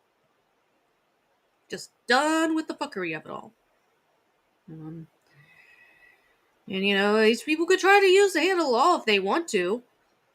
But then wouldn't you have to take, but like in your situation, wouldn't you have to take back that it's not intended as fact, but yeah, you shouldn't be saying that I'm unreliable. If what you're saying should not be taken as fact, you are unreliable. You are an unreliable narrator. Oh, Jesus. Thorough research before making public accusations. Mass reporting based on false information is a misuse of YouTube's reporting system. I haven't reported you for anything. I am simply stating my opinion based on the facts available and the just mere coincidences that all these things occurred on the day that Scott was released from prison. Just astounding that you guys all Vulcan mind melded at the same time to come to the same conclusion. You know what I should do today? And thinking about this for months. I just strike. I can't stand it anymore. I'm just going to issue a strike. I've never even talked to this person in real life, but fuck him. Well, she can do it at any time. She can do it at any time. YouTube does not care whether it was posted a year ago. YouTube does not care if it was posted that week. YouTube does not care. If you are not able to make a convincing argument when you appeal it that it was fair use, then you're going to end up screwed. And I believe that there are people who have been able to take these situations and challenge them and win. But it's because they don't get a stick up their ass. Basically. And for all of Scott's legal acumen that he seems to think that he has, he did not know apparently the proper way to respond to the copyright strike. So he ended up with his channel deleted. Yeah. Okay. To reiterate, I stand by my decision to issue the copyright strike against you. I'm glad you're tripling down on that. And I will continue to protect my intellectual property. Your intellectual property. This is not an original video that you made, hon. This isn't that. It's an interview of a person on a street. Yes, but there are things that she did to help create that.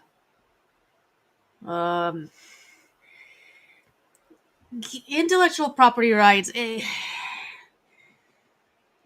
it's a complicated thing. But an interview, yes, can be copyrighted. The process that you used to formula that you use. I'm suppose that I believe that there are things about that can be protected. It's problematic if people try to go and emulate that interview frame for frame. Go into the same location, asking some of the same types of questions, looking for similar reactions, setting up your shots the same way. Stuff like that. Like when you look at any kind of copyrighted intellectual property rights suit, they're going to point out with all of the ways that my product, my video, my song is similar to what they did. That's the way that's kind of the way it works. So yeah.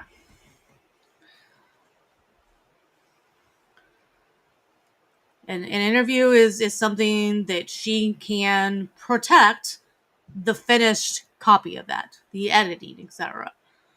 The style that she used. There's different editing styles. There's different ways of doing transitions. There's different ways of editing things together. She can't, claim Adobe as her intellectual property. No.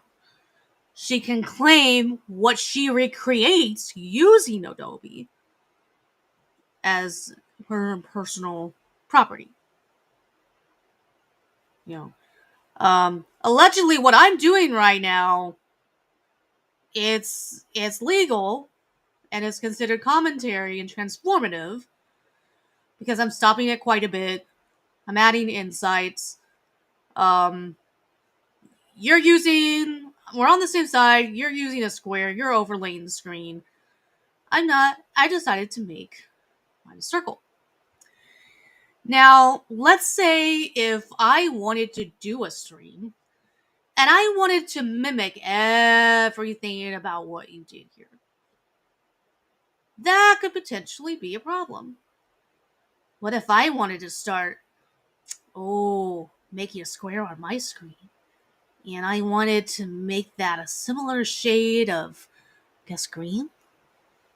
What if I wanted to make my background the same? What if I had a similar background? What if all of this right here was the way my screen looked? You've got some kind of overlay thing here that you use to where it looks like it's almost like the screen of an iPad. That's different. That's not something that I see in here. This is a trademark of yours. It's something that kind of makes your stream unique from everyone else. When you look at my screen, look at my screen. Let's look at something here. Okay. So the bird that you're seeing here, that I'm in, I did that with AI. And this background that we have here, I also did with AI. When I look, I prefer to use dark mode on my screen. But when we go back and we look at Let me look at hers here. She's not using dark viewing mode. I choose to. I choose to make my. Sometimes I'm using a VTuber thing. Today I'm not. I just got this bird on here. So our setup here is very, very, very different. But it might start to be a problem if I started trying to emulate everything that she did. She could possibly make an argument that I'm copying her style. If she has copyrighted any of it, if she's trademarked any of it, that could be an issue. I couldn't just start on a whim. I couldn't necessarily start doing this exact same layout on my screen during mine, because there's a possibility that she could get me for it. And there is currently a lawsuit that Emily D. Baker is covering between two Instagram influencers. They're saying, within a month later, she'll do a post that followed the exact same layout that I followed. And she is making a claim of unjust, I think maybe, I don't know if it's unjust enrichment, and stealing her work. So it can be a more complicated issue than what you realize when it comes to intellectual property right. When it comes to stuff being copywritten, she could possibly try to take me to court if I started trying to mimic everything that she does here, having the scroll on there with nothing stated is meant to be taken as fact. Which I don't know how much that protects you, because that means you don't stand behind what you say. Like, I just don't get it. I don't understand why that protects you. And it's something I'm going to be asking potentially criminal about. I don't get it. All right. Anyway, let's go on here. Intellectual property. That's very hoity-toity. No, not really. And uphold YouTube's terms of service. Well, actually, you're not. I appreciate the understanding and support of my audience and request that you refrain from engaging with any form of harassment or personal attacks against any individuals mentioned in the statement. I will remove vulgar or attacking comments. Is that so? Is that so? You stand by that statement, Kelly? Because I'm about to scroll through your comments, honey, and I don't think you did. I don't think you did. There are 220 comments because... Well, it was probably very difficult for her to keep up with it. But then, generally speaking, I don't know how good of an idea this statement was for Kelly to do. Unless she was just really getting, I don't know, a lot of flack because of the videos that she was making about it. She shouldn't. It's not worth it for any of these YouTubers to get drawn into a public fight about whether or not the copyright strikes were legal. And that's why, generally speaking, in YouTube, LawTube, the clippers that clip portions of their content, they're pretty good. Just being like, They typically will link to the screen to the show that they clipped it from, and that is something that many of them appreciate. They view it as free advertising. But something about what this, because of DOA's behavior and the things that they did not agree with, Helicopter didn't want to take it that way.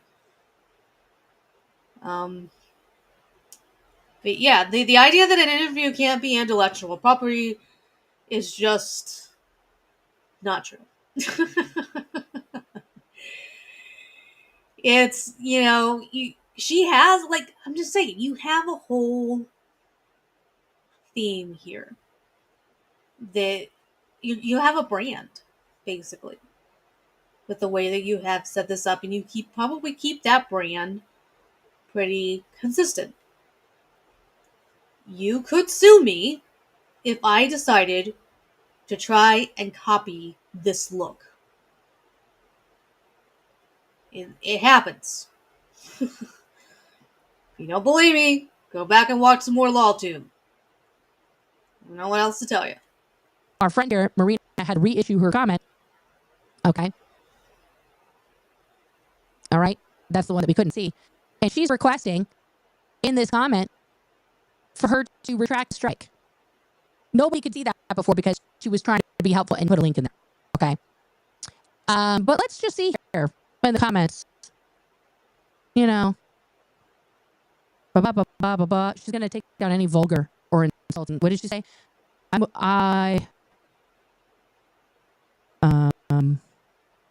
That you refrain from engaging in any form of harassment or personal attacks against any individuals mentioned. I will remove vulgar and attacking comments. Okay. I used to watch Nora, but my goodness, she has either really lost it or she's showing that who the real Nora is. I just can't watch her spiral. That she triggers my own trauma of childhood abuse or her yelling in anger. Mild harassment. Okay. What? Okay. What?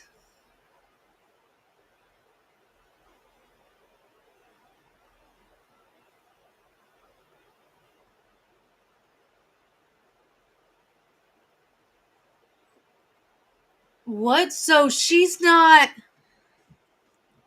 allowed to I don't really sure that that's harassment.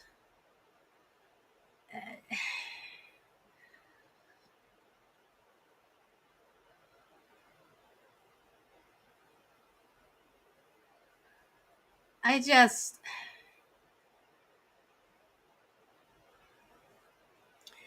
now here, your response, albeit somewhat lower, leaves much to be desired. The unanswered question is the only one that really. Why didn't you either ask you to remove that portion, or at least give him the 7-day warning?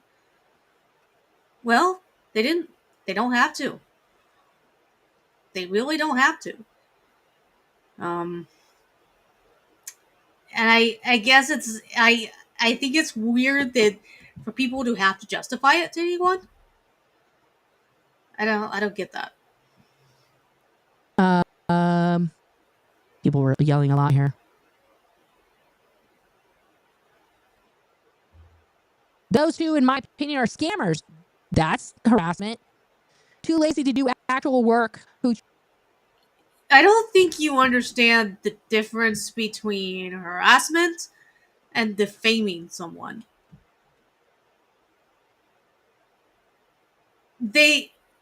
If they were going to your channel and saying that in the comments of your videos, then I would be willing to side with you that that's harassment.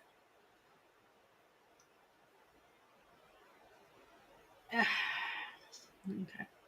Choose to grift from their minions. That seems pretty harassing. And on and on and on. Oh, Creepy Andy, my favorite troll.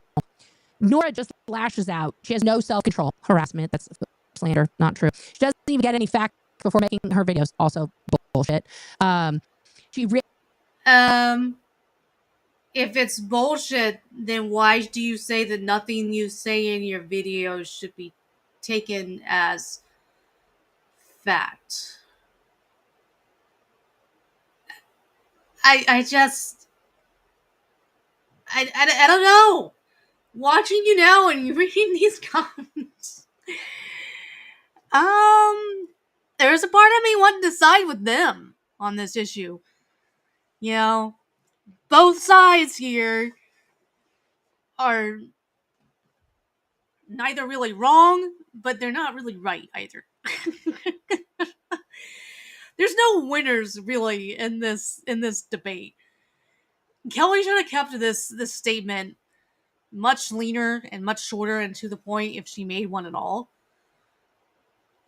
Just say, hey, I am well within my rights to strike him. And just kind of leave it at that.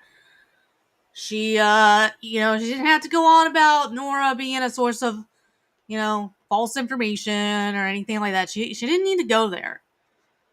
She could have made a statement that was much shorter and leaner and to the point and just focused on defending her right to protect her intellectual property. And she could have perhaps spelled out the reasons and ways that it violated her intellectual property. Which I don't know that I have, since I haven't seen the videos. And I'm not, I understand a little bit about copyright law and intellectual property right, but I'm not an expert on it. And I have not seen this video. But it is kind of my general understanding that there might have been some changes that DOA made to it.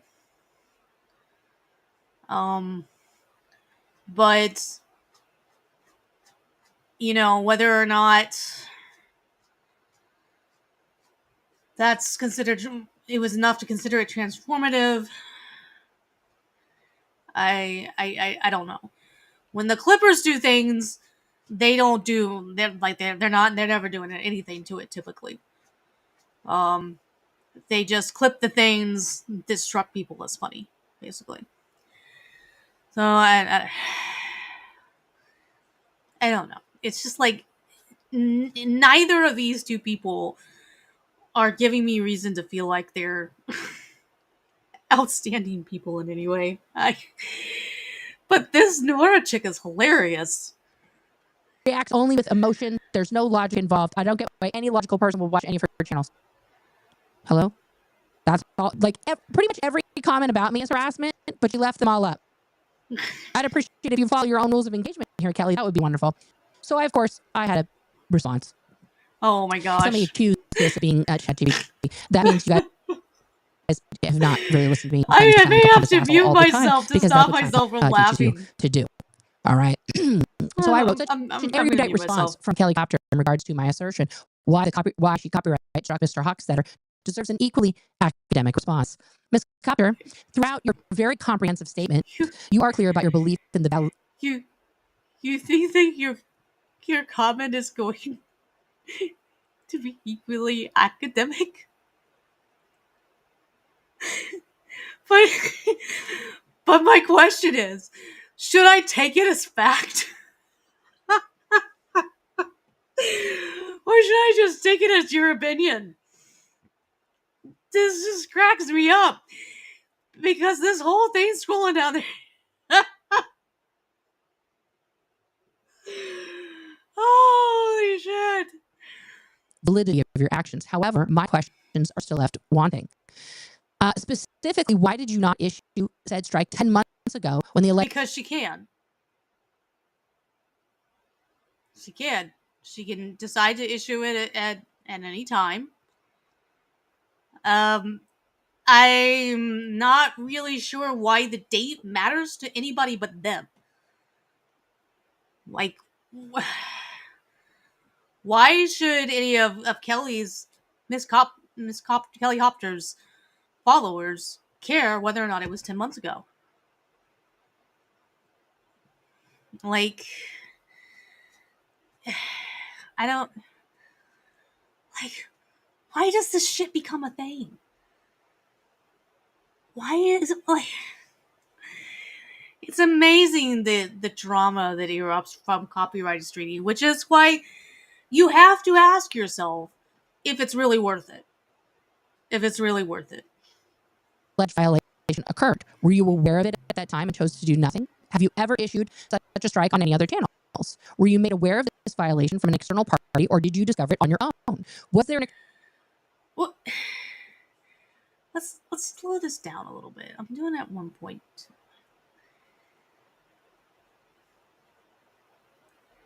So what if an external party made her aware of it? Like, so what? just because it's gonna make you think it's gonna make it harder for DOA to defend himself when he filmed himself commit crimes. Like,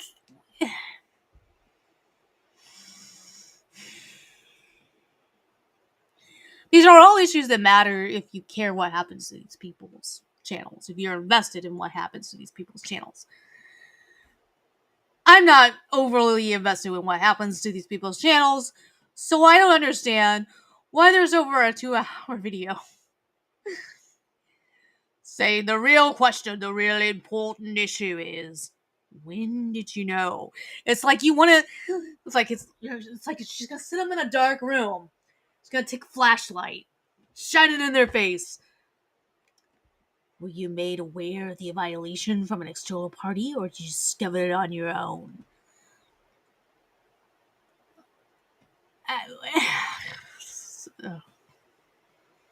Just so silly. It's so dumb. External party who on or before March 9th indicated to you that they too had issued such a complaint against Mr. Hockstetter. Thus, so what if they did? What if somebody did?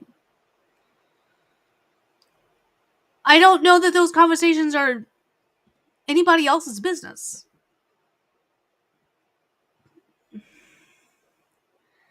I don't know that a copyright judge would fucking care. I don't know. Scott says he's contacting a lawyer, copyright lawyer over it. I mean,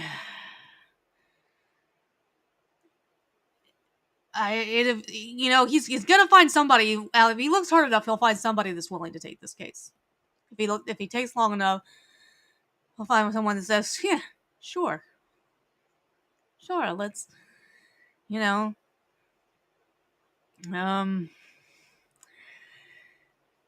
But it will be interesting, discovery-wise, whether or not the lawyer is going to end up with bad facts.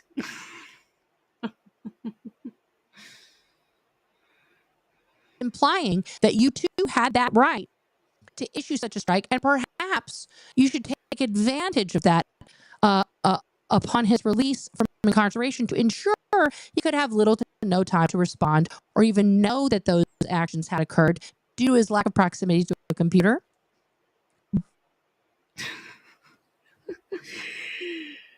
The darker it gets, everyone. He was away from his computer. No. I mean, she didn't put him in jail.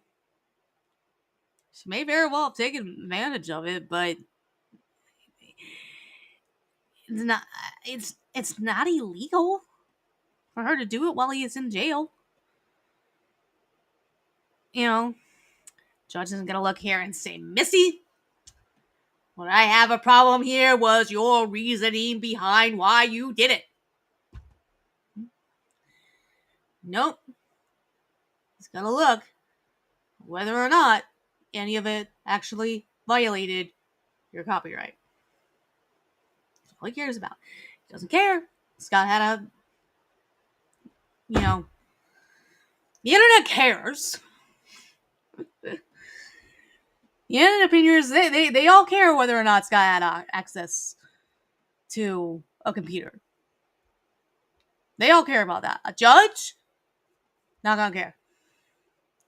He's not gonna care about whether it was timed that way. Not gonna care. It's not one of the pillars that he is judging the situation by.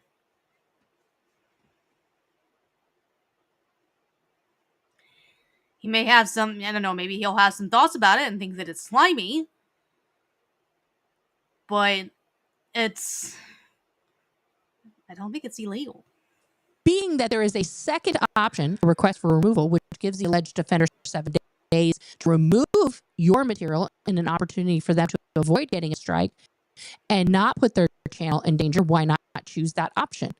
Was your reasoning in issuing the strike that Mr. Hockstetter deserved to have his channel eliminated? Did another party suggest, imply, or influence that decision? You are correct in your statement.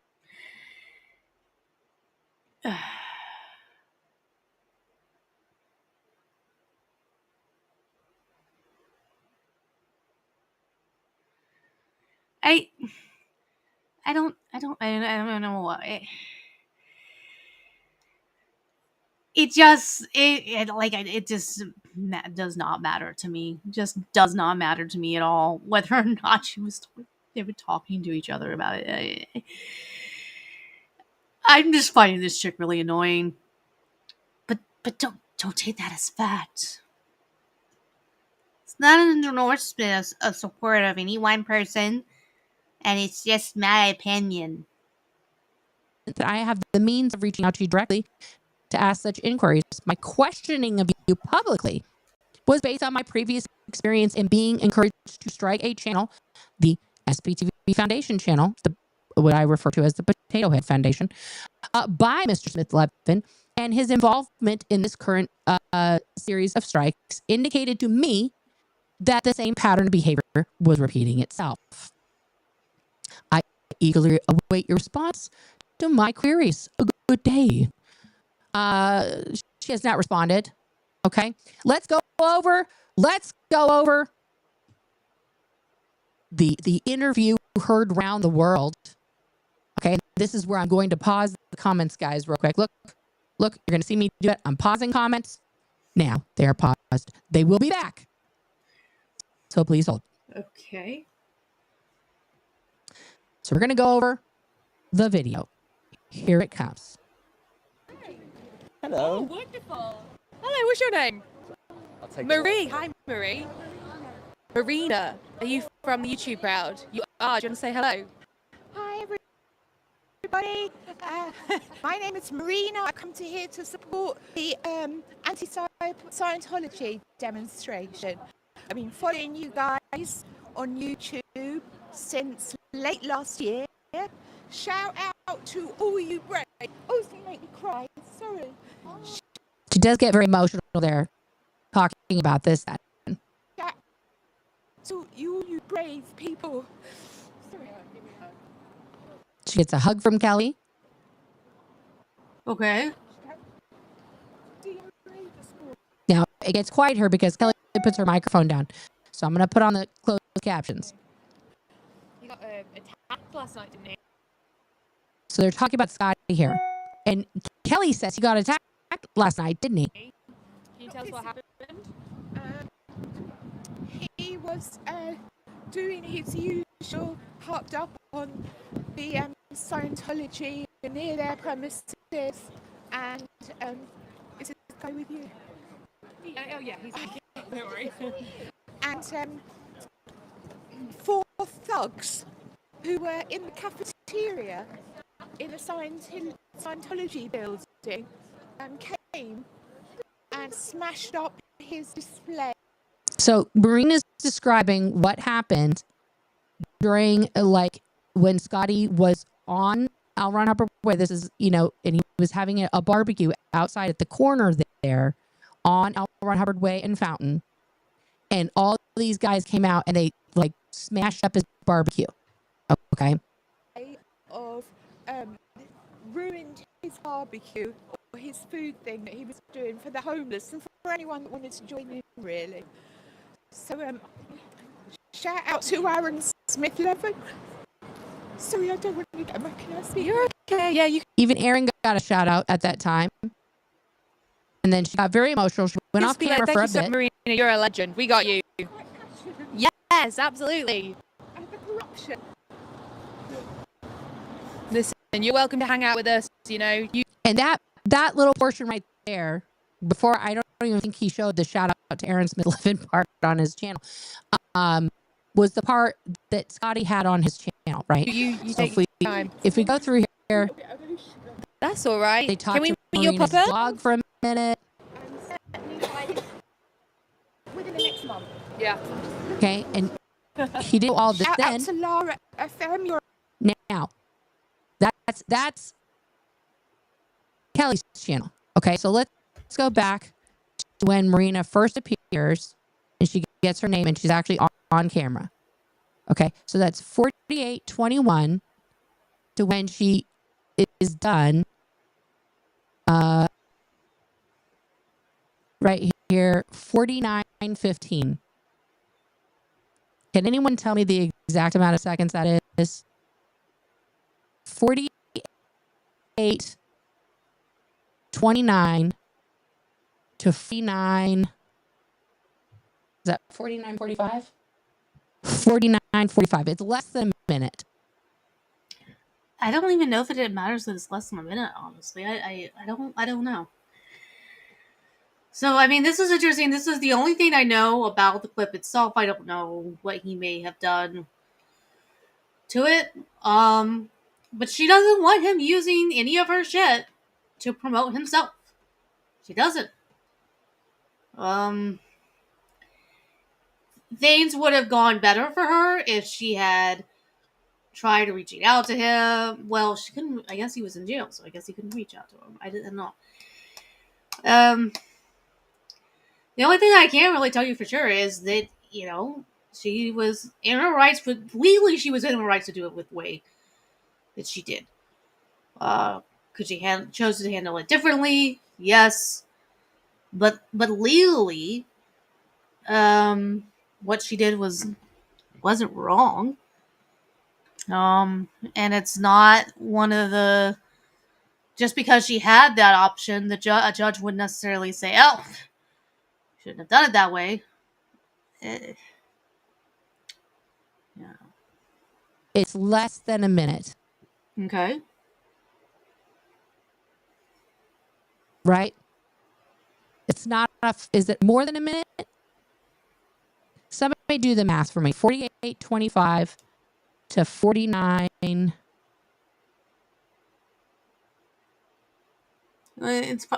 believe it is 45. Okay, so it's a minute 20. No, it's a minute. A minute 20. Okay. So she's on screen for a minute 20 seconds making this statement. A different YouTuber used the little part of the clip. Kelly didn't strike this part of it. And Laura FM, if you're still here, you get a great shout out all the way from London from a fan. I knew they'd be open. They're liars. They're liars. Shout out to Laura FM. And that's again Marina's voice being used in that clip. Right there. Okay. So 1 minute. 1 minute. We're gonna be generous here. Scott had it of 1 hour and 25 minutes of content that he put up, which was this woman expressing upset and concern. 1 minute 16. Thank you. For what happened to Scott. Okay. And I'm going to bring her on now. I've got her here live and in person, and we're going to hear from her, guys. Okay. Marina, thank you so much for joining me. I appreciate you. So when you heard about Helicopter striking the channel for that content, what was your initial response? Surprised and shocked, and felt there was definite injustice there. Go ahead. No, which is why I decided to respond to Kelly's post, or community post, in which she describes what happened when she decided to copyright strike Scott. I just felt that was totally unjust and unfair, which is why I decided to post the comment.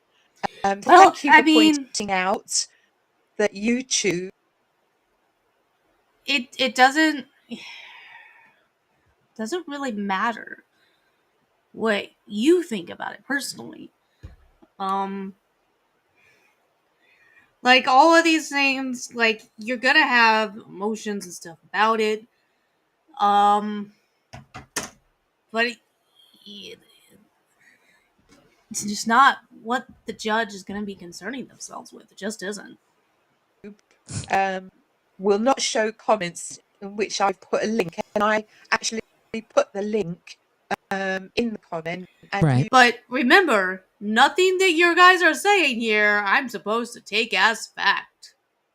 You very kindly explained that that's why it's not visible. I've now changed it, with your help. And no, my comment is there in full.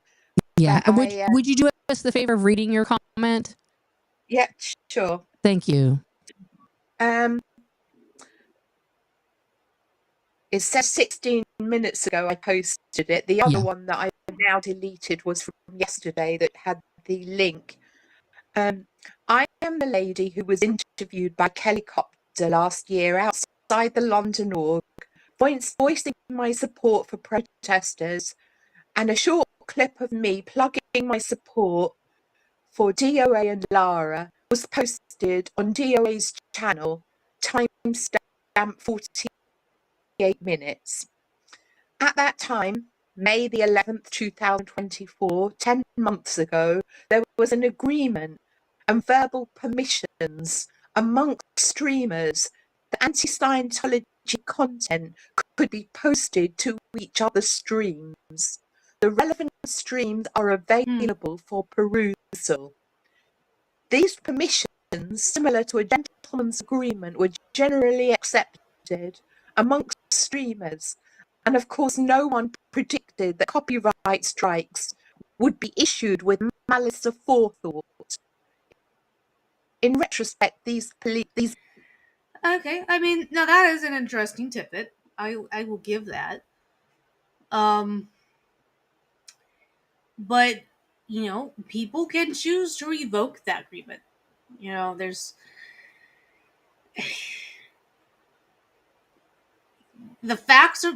This is an unfair fact of the way things work, but that agreement does not necessarily take away the legal rights that she has. You can't force anyone in a court of law to, I don't think, to stick with that agreement. They can revoke that agreement at any time. And I don't know the degree to which that agreement included DOA. She may not. There may be some facts here that she doesn't have. That there could be some facts that I don't have here. But that agreement does not mean that she can't decide she no longer wants to be a part of that. She can decide. She should be able to decide she doesn't want to be a part of that agreement anymore. I mean, I think that it should kind of depend on what it is that somebody is doing with that content. If she no longer wants to be associated with Scott, she does not have to continue to allow Scott to use her content. She just doesn't. beliefs were somewhat naive, particularly when dealing with ex-Scientologists. Apologies to you, Nora. That was that was my first meeting with Kelly, and she appeared to be a very nice young woman. Therefore, imagine my shock to discover that she had issued a copyright strike against streamer whom I was discussing in our interview, DOA, after he posted just a few seconds. I think I'm going to leave a comment here. On his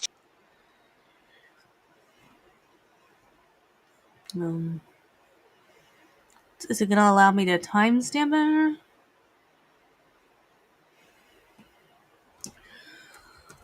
While I understand her position about the gentleman's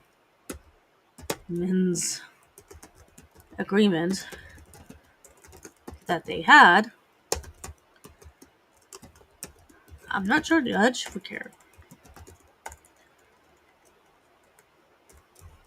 She is very likely within her rights if she does not agree, if she does not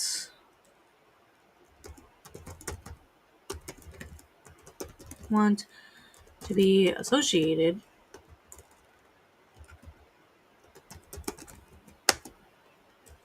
with Scott anymore due to him destroying public property and other things, which I saw the video for. I believe we showed it on this screen.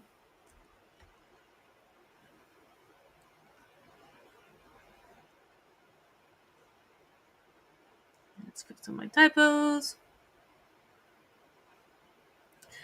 Well, research about the gentleman's agreement that they had. She is very likely within her rights, so she does not want to be associated with Scott due to him destroying public property and other things. To revoke that consent.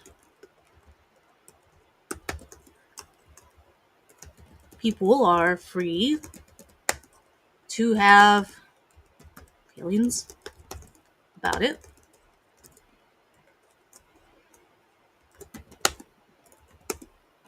But it isn't really what a judge is going to look at.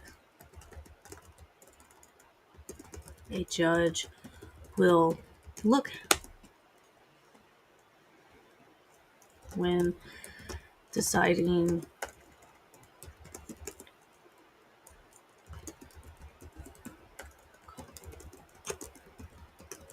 is vital. Not even sure if being in jail and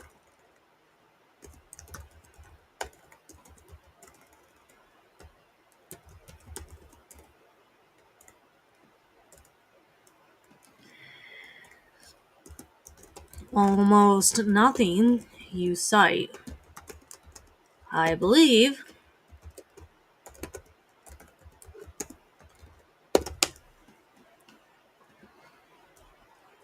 would make a difference in a court, in a civil court. I just don't think it would.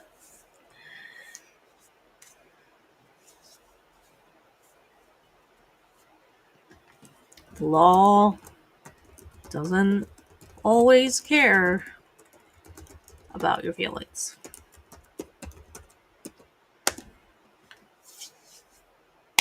Yeah, it doesn't. That's all I really know. It is a shame this woman was pulled into this conflict and has no power to do much about the end result.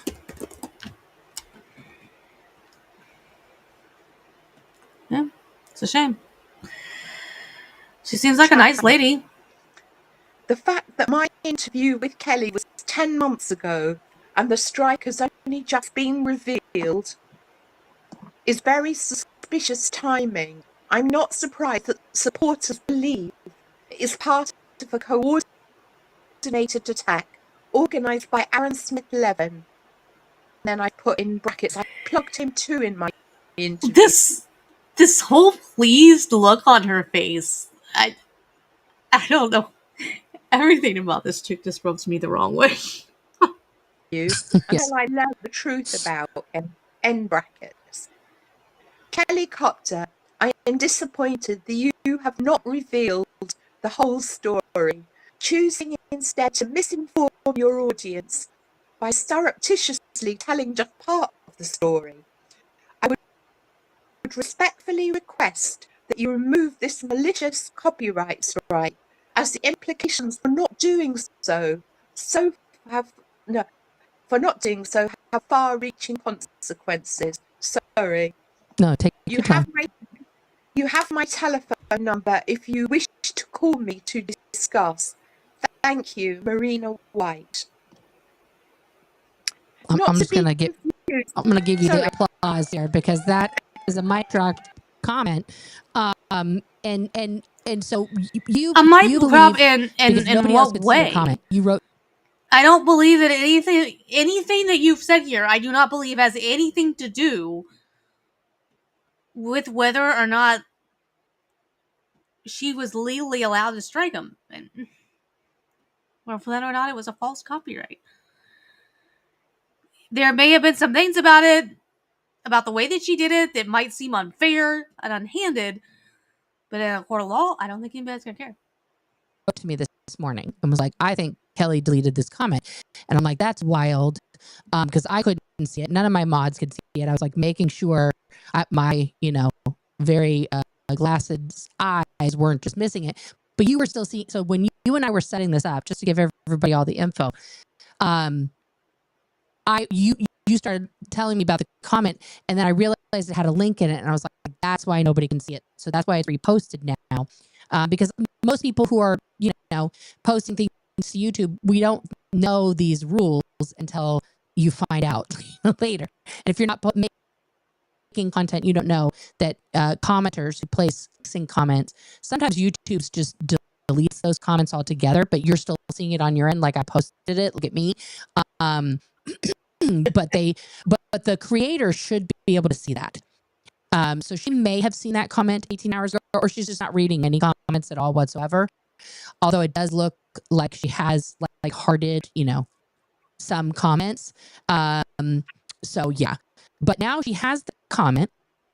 You have made, in my opinion, a very respectful request in your comment. And I sympathize with this lady here. I sympathize with her. But DOA is not a good dude. He's not. He is a dude who the process by which he protests pushes the boundaries of what is legally acceptable, and it sometimes is outright illegal. He destroyed property that was not his, and he filmed himself doing it.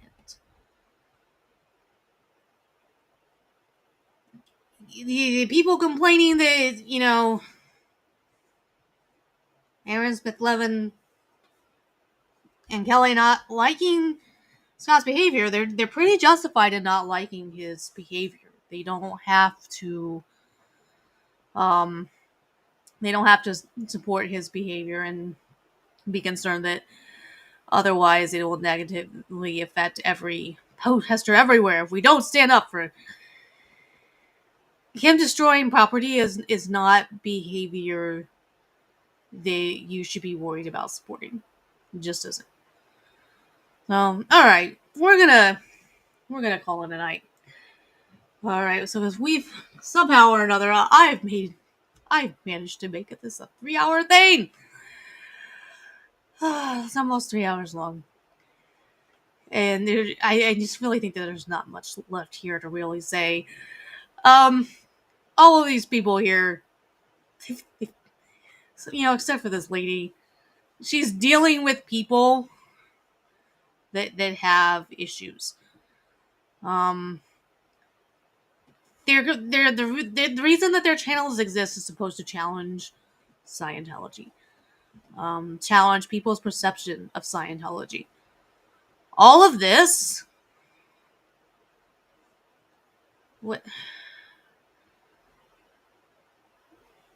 Well, like, what are you trying to do here? Your message should not be overshadowed by the sideshow that DOA has created. Shouldn't be adding fuel to the sideshow that he's created. He's a man that he's an individual that would probably be better for you to ignore him. I mean, he's these lawsuits are gonna have to force him to move on, like he moved on from 1776 RM for similar behavior that pushed the bounds of what is legal.